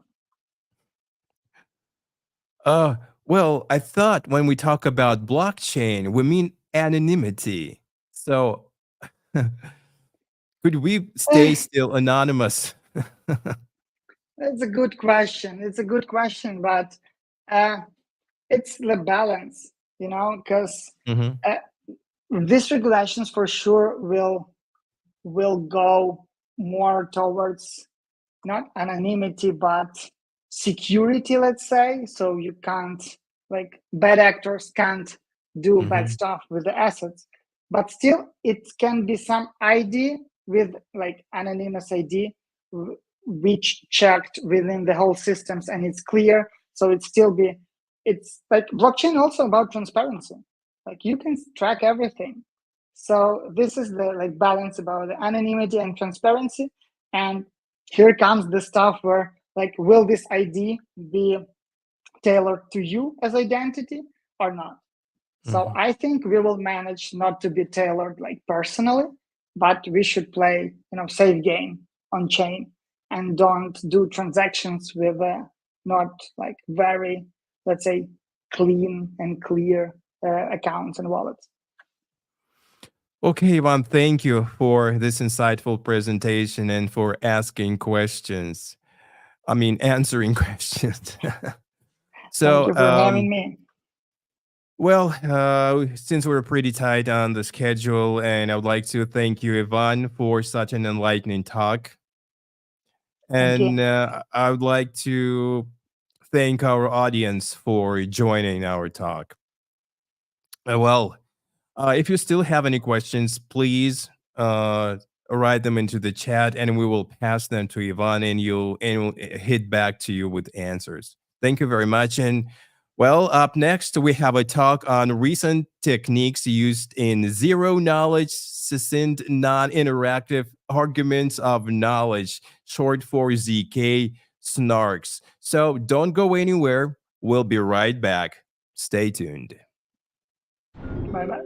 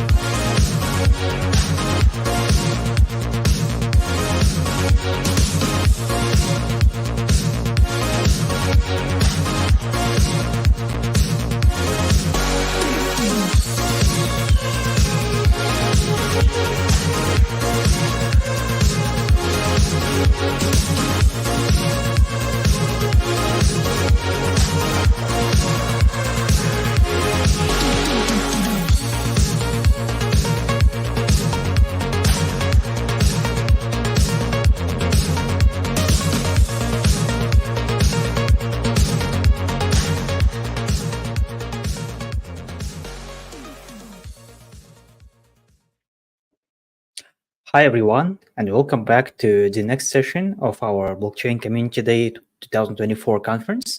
We are back with 2 extra sessions today, and this time we are going to continue our Technology Day with the session dedicated to the topic of recent techniques used in zk-SNARKs, together with our friend and colleague, Michal Szczepanik. Hello and welcome everyone. Yeah, hi, how are you? You enjoy the conference.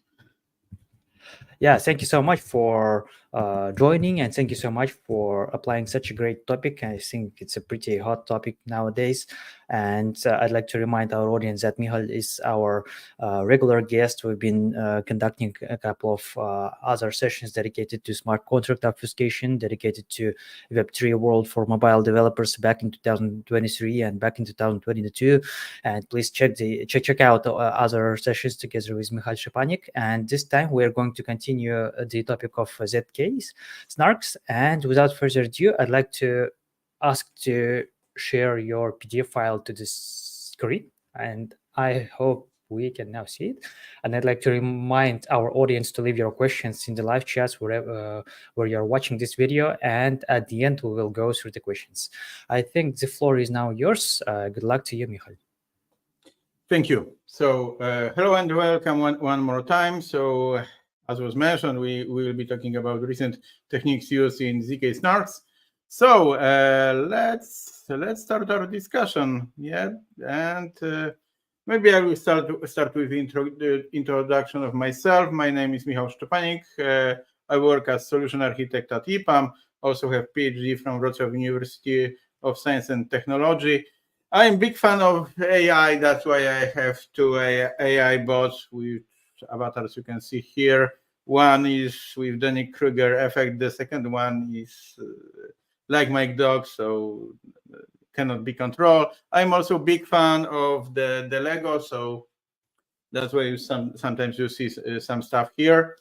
And yeah, let's back to the topic. So we have this interesting topic as zero knowledge, and to maybe remind everyone what are these algorithms and why we need them.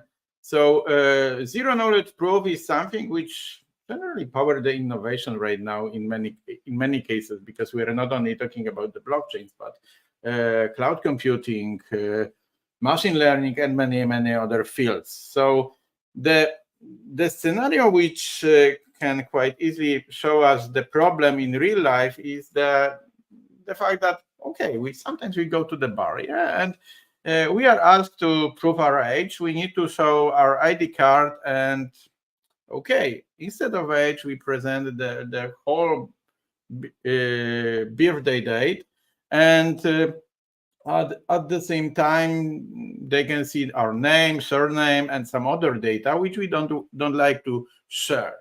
And this is something where the zero knowledge can works quite well, because instead of, let's say, providing all the data about yourself, you need to prove that you have age which allow you to buy this specific drink, so 18 or 21, depends on the law in your country. And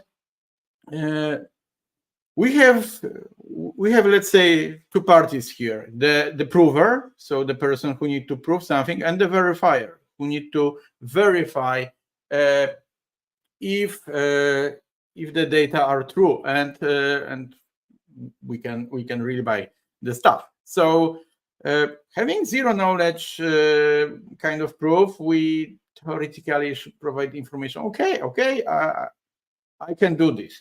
To represent it in maybe more visual way, let's move to some where is Wall-E kind of game, where we have books, and books has the pages. And okay, here I see, here is Wall-E. Let's say that this is Wall-E. The other people, so I see all the context, I see everything, number of page, but do I need it to show to someone, prove that I found this guy on this picture? Probably not. So let's maybe do this in more ZK way. So instead of presenting the whole picture, we can put the wall in the center to even hide where he is in case of the screen, and hide the rest of the image. So we only show, okay, I found this smiley face, and this is enough. Okay, let's move on and discuss the thing which is important for us. So different zero knowledge algorithms. We have zk-SNARK and zk-SNARK as the most popular things. So we get zero knowledge, something to non-interactive argument of knowledge, and which is SNARK, and in case of SNARK we have scalable transparent argument of knowledge. So we have these two solutions which are different a little bit between each other. So the SNARK is the older one. It was first time used for some, let's say, in blockchain, zk-Cash in 2016, and SNARK is quite new. So comparing them, we can say that, okay, zk-SNARK is created to prove the single message and require something like trusted setup. In case of SNARK, we don't need this trusted setup, so we don't need to share any keys. SNARK, on the other hand, is much bigger regarding proof size, so more expensive, and a little bit longer regarding the proving process comparing to the SNARK, which is much lighter. And this is one of the reasons which probably cause that this is more popular, but at the same time longer on the market. And if we will take a look at the list of available ZKP systems, so zero knowledge proof solutions, we can see that, okay, most of them based on zk-SNARK, and even some of them upgrade the solution for zk-SNARK in the way that this quantum secure issue, which appears in general for this solution, is let's say upgraded, and we theoretically are secure from the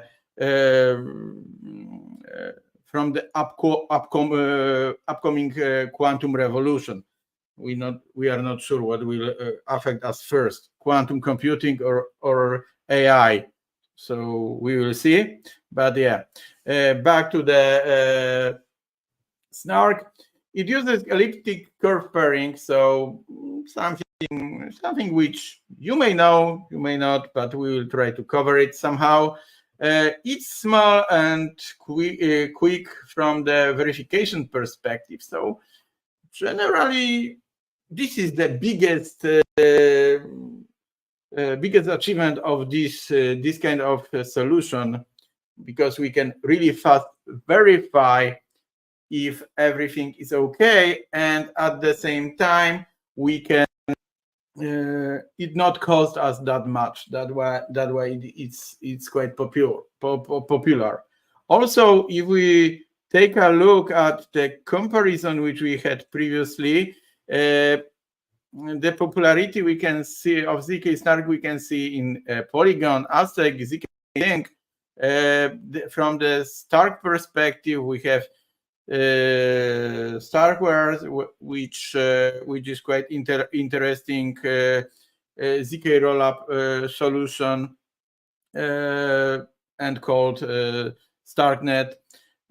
So this is the thing which we can consider if we also comparing these two algorithms, not only the things which we see here in the table. But back to the SNARK. As I mentioned previously, we need trusted ends, so we need to share request a short key, and some people name it toxic waste, which maybe is some kind of true. Okay, we need some kind of trusted infrastructure, but we don't need to exchange that much data, and not quantum resistant, potentially upgradable cause that this is still a popular solution and used in many cases which I mentioned previously.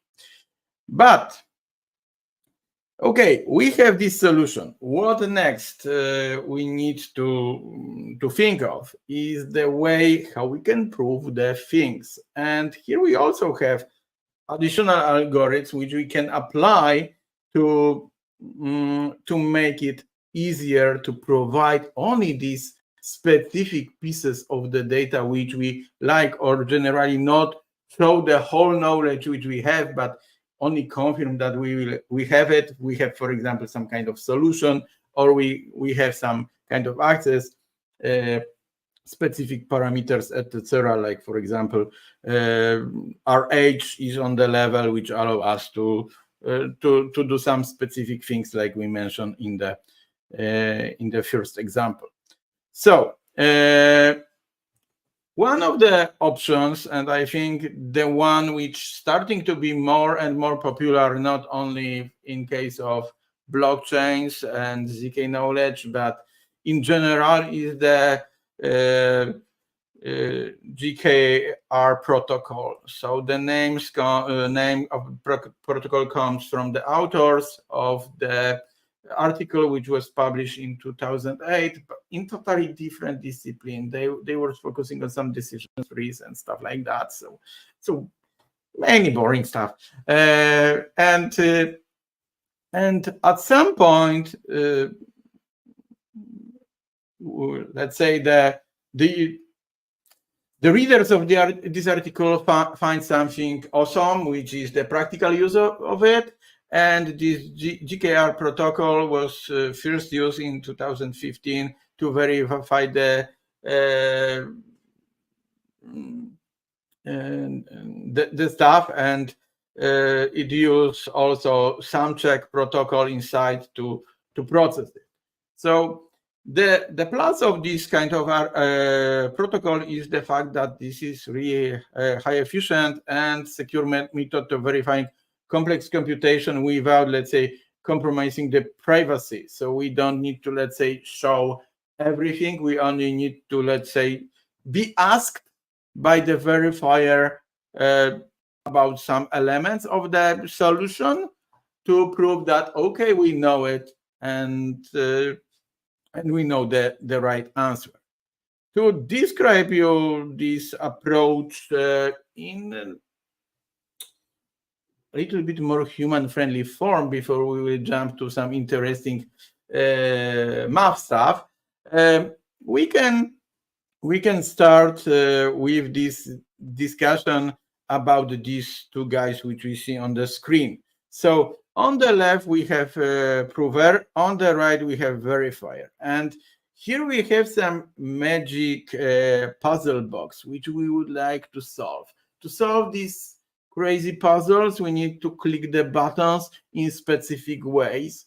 So we don't need to, let's say, provide the whole solution step by step, but we can be asked by verifier for some specific steps, or generally part of the steps, totally randomly. So the logic around GKR protocol works in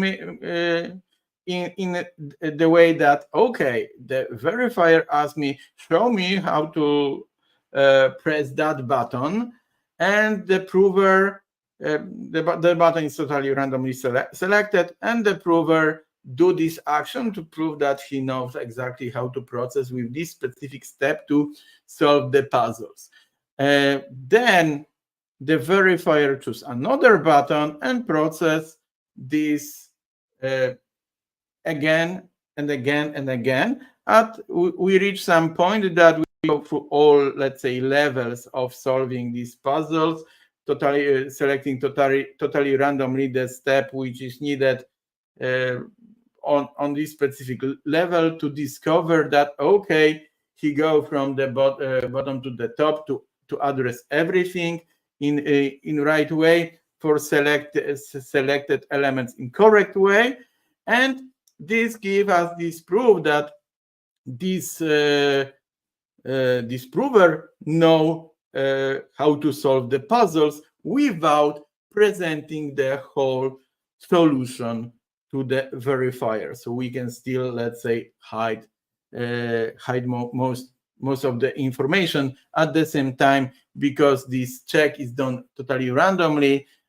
Someone else cannot, let's say, repeat our steps, or generate the probability that the steps which we just provide will be asked again is really, really low. So theoretically we can ignore that fact. Okay, so this is the one of the most interesting algorithms, quite old one, but nowadays everyone is talking about it for different trends. So let's move to a little bit mathematical aspect of it. If you are scared of the math, this is the time to maybe consider some other presentations, but I would like to share with you some mathematical aspect around it. I hope I will do this in enough clear way that you will be not that scared. First, we need to think about multilinear polynomials. So the things which are polynomials that are linear in each variable. And one example of this kind of things is equality function. So equality function is something which generally these two values are equal when each element inside each pair of elements with the same ID will be same. So So practically we can get 1 or 0 as a value. So if we imagine that this is, let's say, only one element, we can say that, okay, if they are both 1, then 1 multiple 1 is 1, plus 1 minus 1 is 0, 1 minus 1 is 0, so this is 0, and we get the 1 as a response, which is correct. They are equal.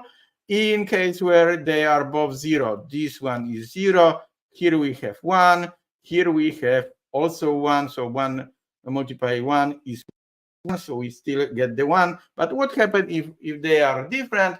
This will be 0, 1 minus 0 is 1, 1 minus 1 is 0, so it will be also 0, so the whole thing will be 0. So theoretically, any other operations are not needed because we discovered the elements which are not equal to each other.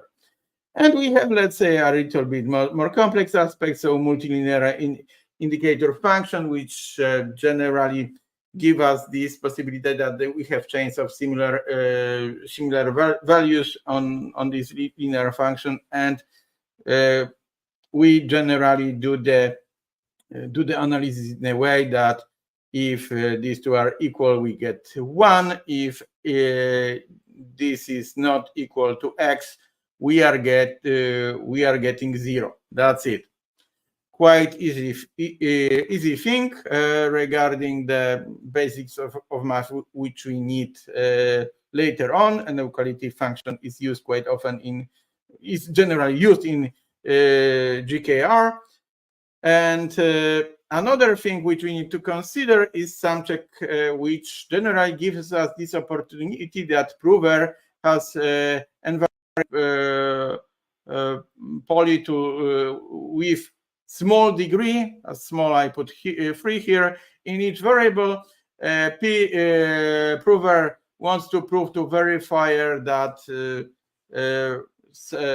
sum of each x of this function is equal 0. So we can do the sum check protocol between P and V, reducing the climb to the climb of function of R equal V for any random R in this discipline. So generally we can do some kind of reduction here quite easily using sum check, and these two combinations allow us to generally do the thing which I mentioned on this image. So we randomly select some values, and based on that, we can be sure that the prover know the topic.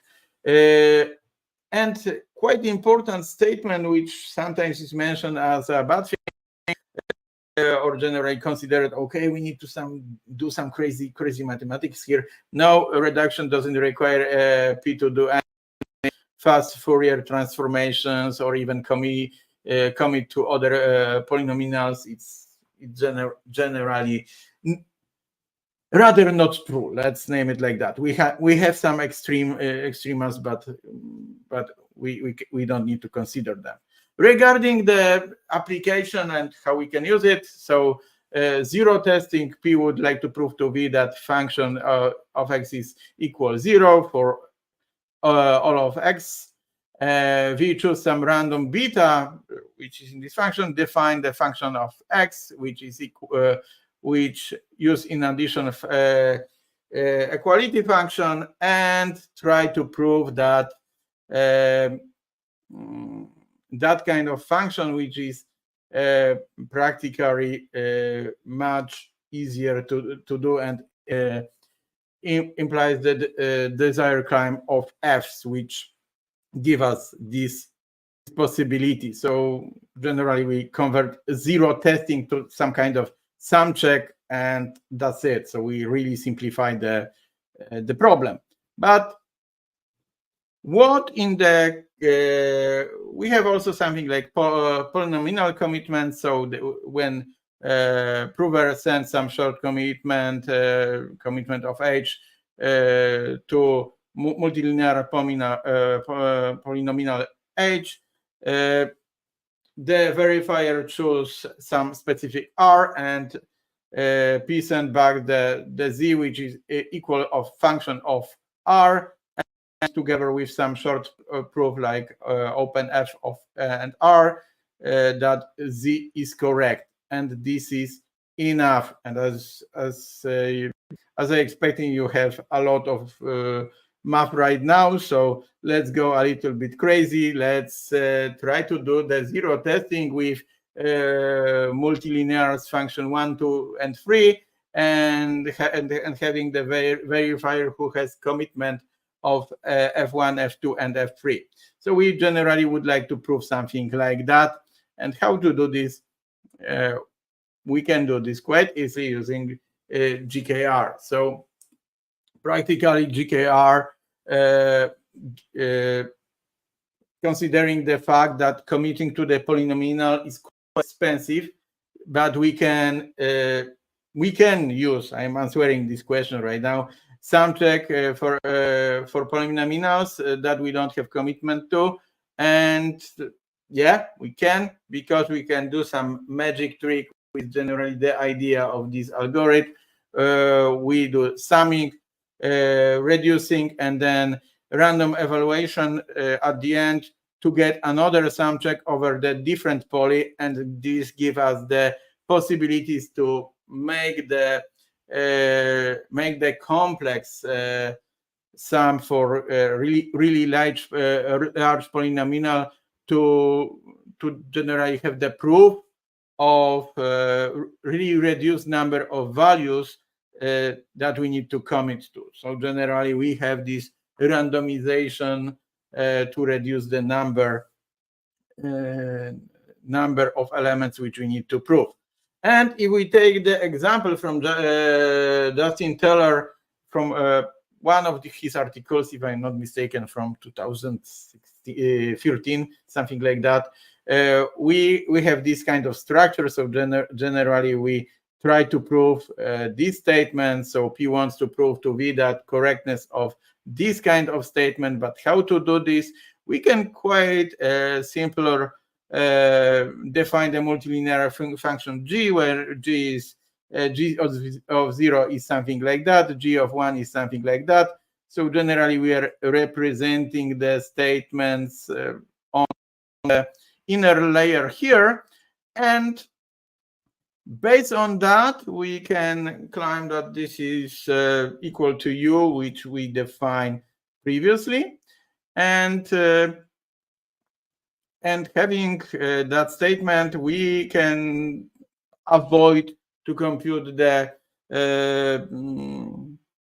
commitment to full G by simplifying it using a multilinear function, which is a quality function, and having the previous math. I know that you probably just forgot most of the stuff which I mentioned.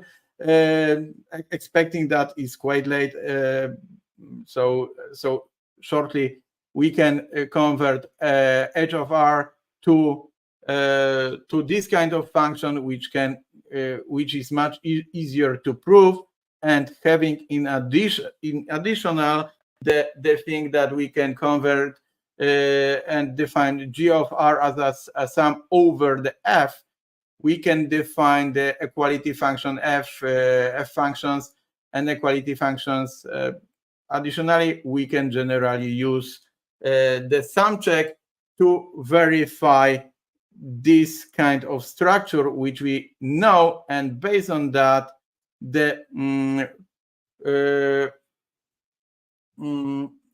based on that, we can prove the elements of the middle layers or one of them, and using some check protocol, we can reduce evaluation of G of R to function of R2 for any random R2. And doing that, the verifier can quite easily verify the that they are equal. But how to do this?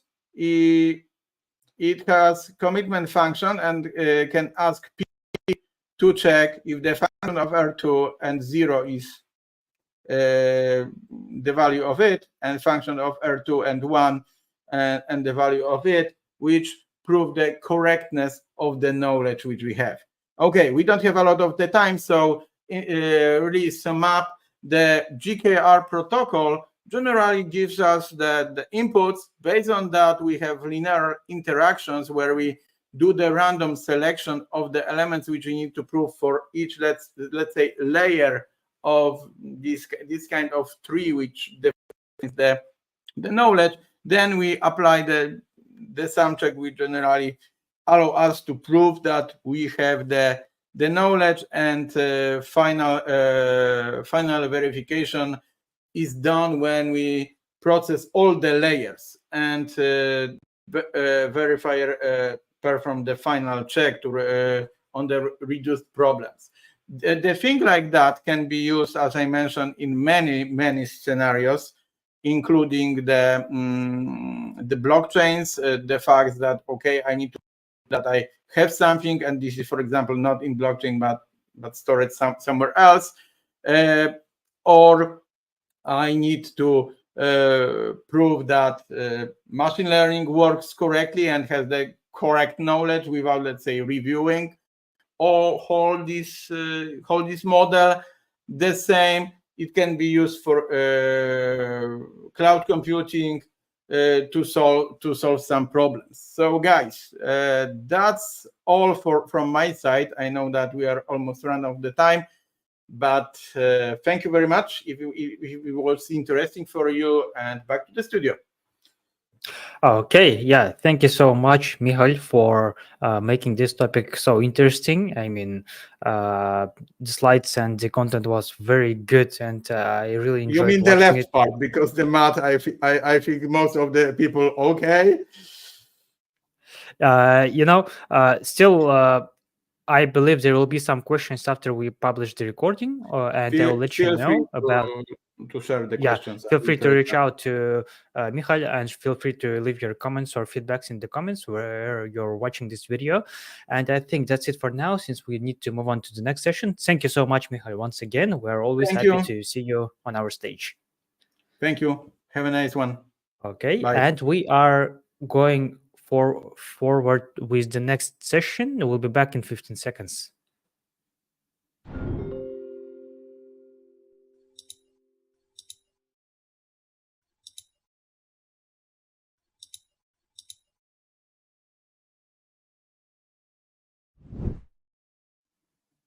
Okay, so hi everyone, once again, welcome to our concluding session of the fourth day of the Blockchain Community Day conference. Today we're talking about blockchain technologies, and our concluding session for today is named Acki Nacki, the B word that keeps you honest, together with our friend from GOSH, co-founder of GOSH, Mitja Goroshevsky. Nice to meet you, Alec.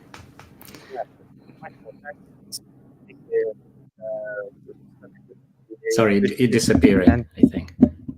Sorry, I believe now it's fine. Yeah, Yeah. sure. Thanks. So it's not the first time that you are presenting on the stage of the blockchain community, and I believe that will be having a good continuation, a good extension of the topic about the Acki Nacki, since we had a webinar conducted in March or February this year, I believe. Yeah, I think we can now see your presentation, and I wish you good luck. The mic is yours. Yeah, thanks, Alec. So we will talk about consensus protocols today, and like particular consensus protocol, which we called Acki Nacki. Yeah, I called that session because we believe Acki Nacki is a girl, actually. So which keeps you honest, and that's the idea of any consensus protocols, of course. But in truth, like the paper that I'm going to talk to you today, called in reality Acki Nacki Probabilistic Proof of Stake Consensus Protocol with Fast Finality and Parallelization, but it was too boring.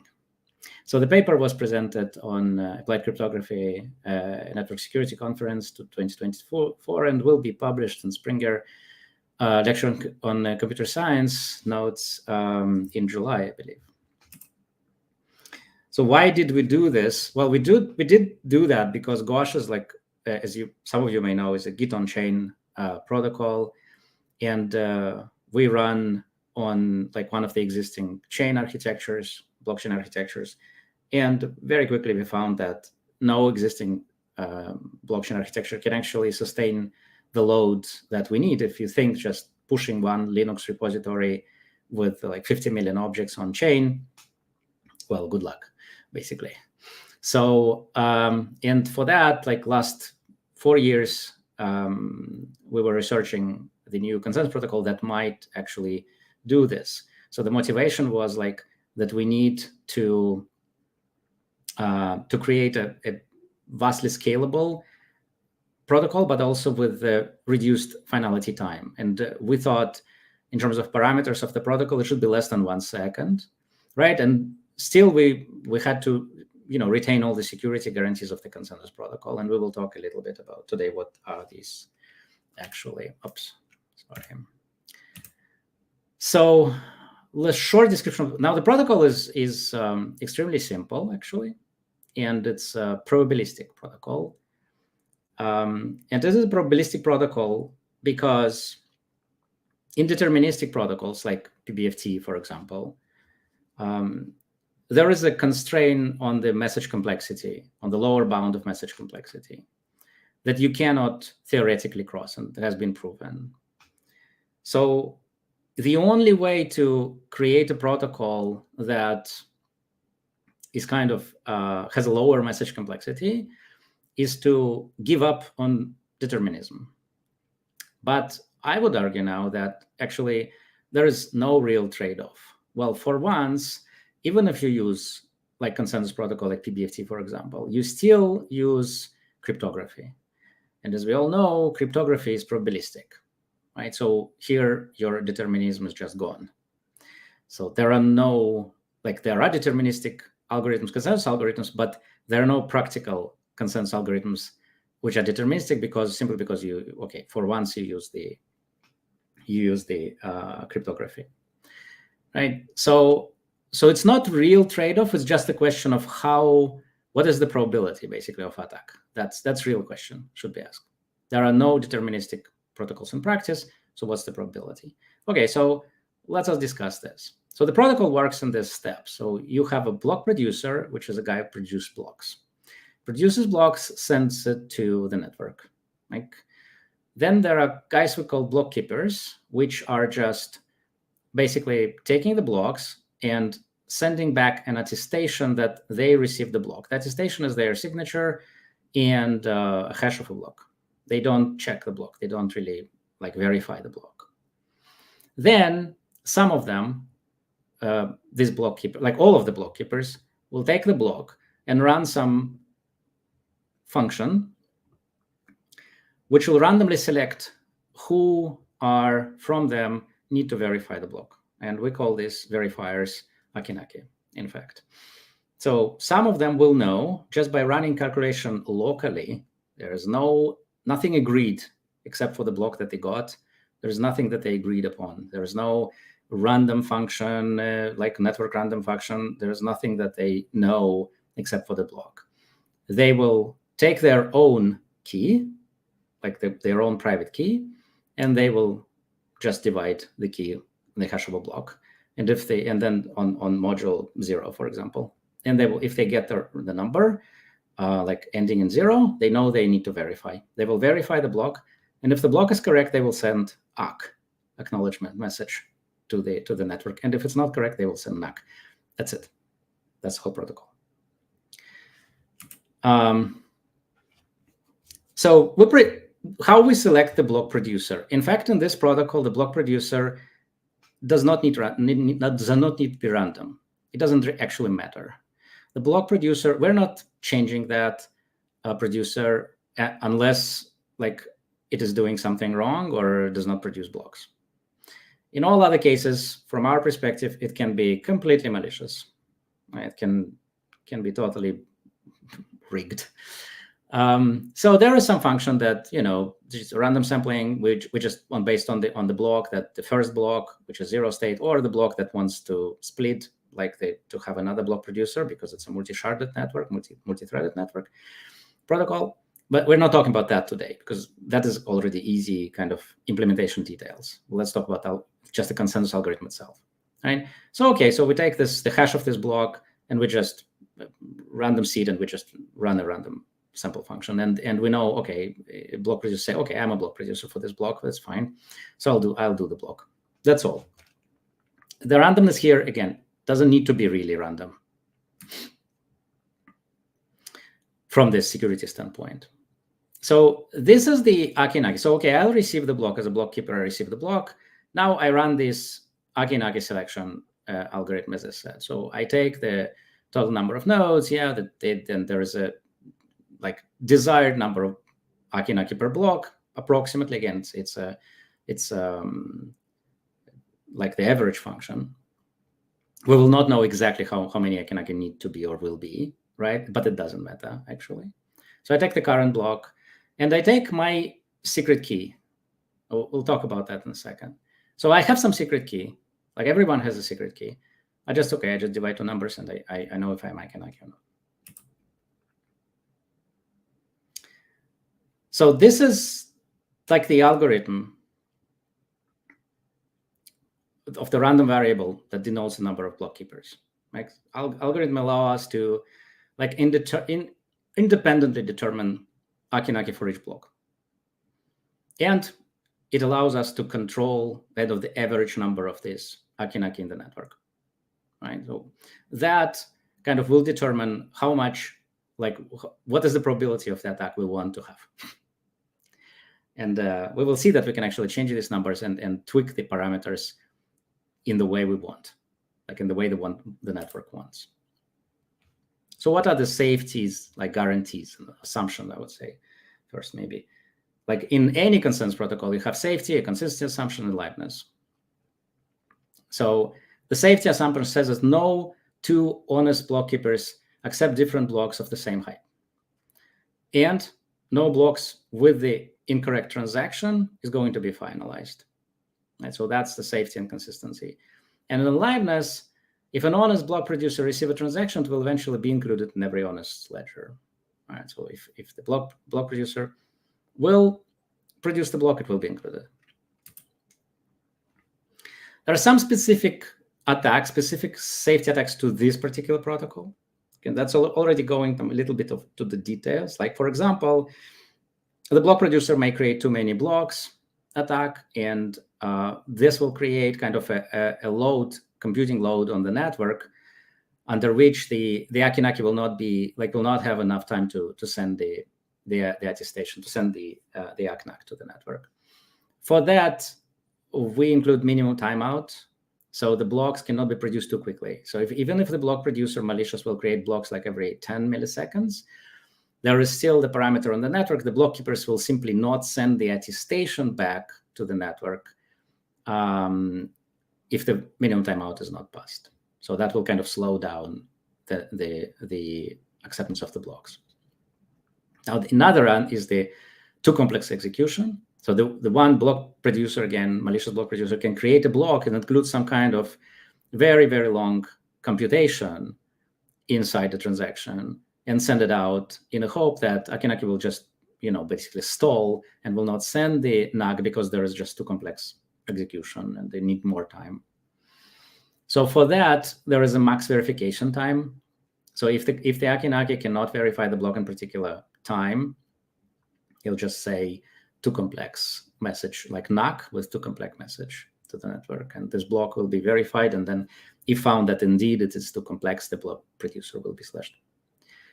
And too soon finality attack. So the blocks may be finalized too quickly. So there is no way for the Acki Nacki to be able to send the NAC message. And for that, we just have a parameter in the network with a minimum finality time, which is usually 1 second. Oh, you can, of course, tweak it the way you want. But basically, that's where we need to put a threshold for because there are some because there are messages delays in the network, and we need to take into account the block. So the block time, let's say right now in Acki Nacki network, the block time is 300 milliseconds, 330 milliseconds. So the minimum finality is so verification of the block is, let's say, the same 300 milliseconds. So that will give you like 300 milliseconds plus whatever the block travels to Acki Nacki, and from Acki Nacki there is an ACK to the network, right? So that's about the, like, it should be okay, the threshold in terms of getting these messages. Like, again, it doesn't need to be precise. Then we have this. Okay, so what happens if the block is kind of wrong? If we discover that we have a NAC. So that is a separate procedure. Of course, that will kind of stop this network, delays the production of the next block because the NAC has been received. Then we kind of create a committee, and committee is a normal BFT committee. Like, you can have like 2/3 of the network just verifying the block, and if 2/3 of the network says the block is not okay, then block producer, which tried to produce this block, will be slashed for a whole stake. And all the Acki Nacki which did not, which sent ACK instead of NAC, will also be slashed. And then we have some slashing conditions. So if block producer produced 2 blocks of the same height, and if Acki Nacki is not performing, and we will talk how we know that it is not performing, right? So non-performing Acki Nacki will have some bleeding of the stake, and then non-performing block keepers will bleed some stake. So the block keeper set does not send attestation. Then like non-randomized block keeper keys will bleed stake. Non-sequential keys, and so on and so forth, to complex execution and so on. So there are some network conditions which are basically like we know deterministically after a certain time, sometimes immediately. So if the network condition, like a slashing condition, is catastrophic, like for example the block is just incorrect or includes incorrect transaction, then it's an immediate slashing. If and the network stops before it resolves.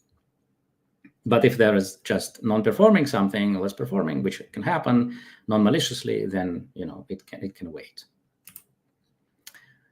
Okay, I don't want to go into this. Is very actually simple. We have so it is possible in the network the fork will present itself. Usually it won't happen because it's not a fork, because there is no, it's only block producer produces the block. There is no concurrent block production, right? Because it's not efficient to concurrently produce several blocks. So so it's only one block. But sometimes it can happen that, for example, the internet stops in the block producer. The block producer doesn't know about that. He thinks that, or like she thinks that it produced the block. But in this time, network already recognized there are no blocks coming from this block producer and switch the block producer to the next one, which happens very, very quickly, actually. So in within 300 milliseconds to 600 milliseconds, the block producer will be changed in the network. So, and then suddenly the internet comes back, right? So it comes back, and the block producer didn't know anything, didn't receive the new blocks, and sent just same block. So we have 2 blocks on the same height. It's very rare, of course, because the timings need to be really precise for that. But it may happen. So what happens? Well, if the block keepers receive the block from 2 block producers, then the simple rule of the fork choice rule of the largest stake behind the block will just kick in, and so they will just choose one of the blocks because both of the blocks are fine. So let's talk about security of that. Again, it sounds like really, really simple, and I heard it a lot when people just this cannot be. It just cannot be. Actually, in fact, not only it can be, I think we can claim that this is the lowest bound message complexity consensus algorithm that you can go. You cannot be more effective than that. We can actually, I think, well, it's kind of intuitively it's easy to prove. You will see why. So what we consider an attack? Well, we consider an attack when we have 49%, for example, malicious block keepers, 49% of the network. And then we also assume that the arbitrator can also DDoS the network, whatever they want. Like they can DDoS any number of nodes in the network. Okay, let's consider this scenario. That's like the nightmare. That's the most horrible thing that can happen, right? Well, because the nodes need to send attestation, block keepers need to send attestation, and there is a threshold number of these attestations that needed for the block to be finalized, it cannot DDoS more than this threshold, right? Because simply the block will never be finalized because it needs attestations. Now remember, this node that sends attestations, they don't check the block. They just send the attestation that they received the block, because we need the proof of broadcast of the block. This is very important. And one of the contributions of this algorithm, actually, if you think about that, is that we separate the attestation of the block broadcast with the actual block validity attestation. And that is, I think, the kind of the brilliant idea here, if you think about that. All right, so what happens? So what happens is, okay, so you DDoS and like the maximum possible nodes. So like you minimize the verifiers, the Acki Nacki, to the part between, to the distance between your malicious nodes, number of malicious nodes, and the DDoS nodes. And we run the calculations, and you can actually go and run it yourself. Acki Nacki -plots at GOSH.sh. If you go to that website, there is actually the probability formula there, formulas, and you can change parameters of the verifiers, the number of nodes, and you can run it yourself. So I'll show you, like, so you can tweak the number of attestations and the number of Acki Nacki in the network, desired number, and the attestation threshold, to basically have any security guarantee you want, anything you want. Like we run here, like the comparison with the outspace object hitting the Earth, catastrophic, which after that no consensus is necessary, right? So we know there is a scientific number actually behind this probability that someone is actually like calculating the probability of this happening, like comet hitting the Earth, like large comet hitting the Earth, and we can tweak the algorithm to be that, the probability of that, right? Of course, we compare it with BBFT and we compare it with Bitcoin. Well, in Bitcoin, there's no comparison. Like Bitcoin basically is gone after 10% of nodes malicious, so it's like minus. It's even not funny. I mean, the reason why Bitcoin has not been cracked has nothing to do with the actual probability of an attack on a Nakamoto consensus protocol. And we compare it with BBFT again. This attack when you have more than 2/3 of the nodes malicious, which will break PBT with a probability of 1, and we can tweak the protocol in the way that the probability even after that, the probability of an attack on Acki Nacki will not be 1. Right? So it's actually not just theory. We have a network running like that, and we want to go mainnet over the summer. You can see here it's a real screenshot. It's like, we have like 500 transactions in one block for one thread, which is 1.5K per second in one thread. And of course, you can go like, I don't know, 200, 300, 500 threads simultaneously. So what is the message complexity? Well, let's calculate. It's if you think of that in terms of time, it's 2.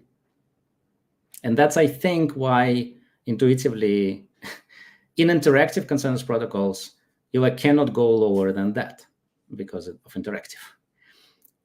I would say you can argue that like zk-SNARKs maybe, or some sort of zk-SNARK, like a previous lecture that we kind of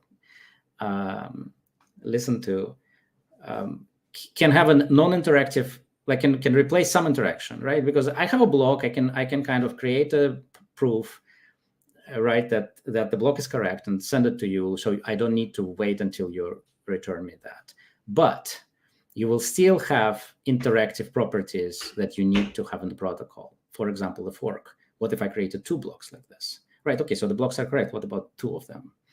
So you will still need to have some kind of interaction, because you cannot prove of non-existence of something, right? So we'll still need some kind of protocol.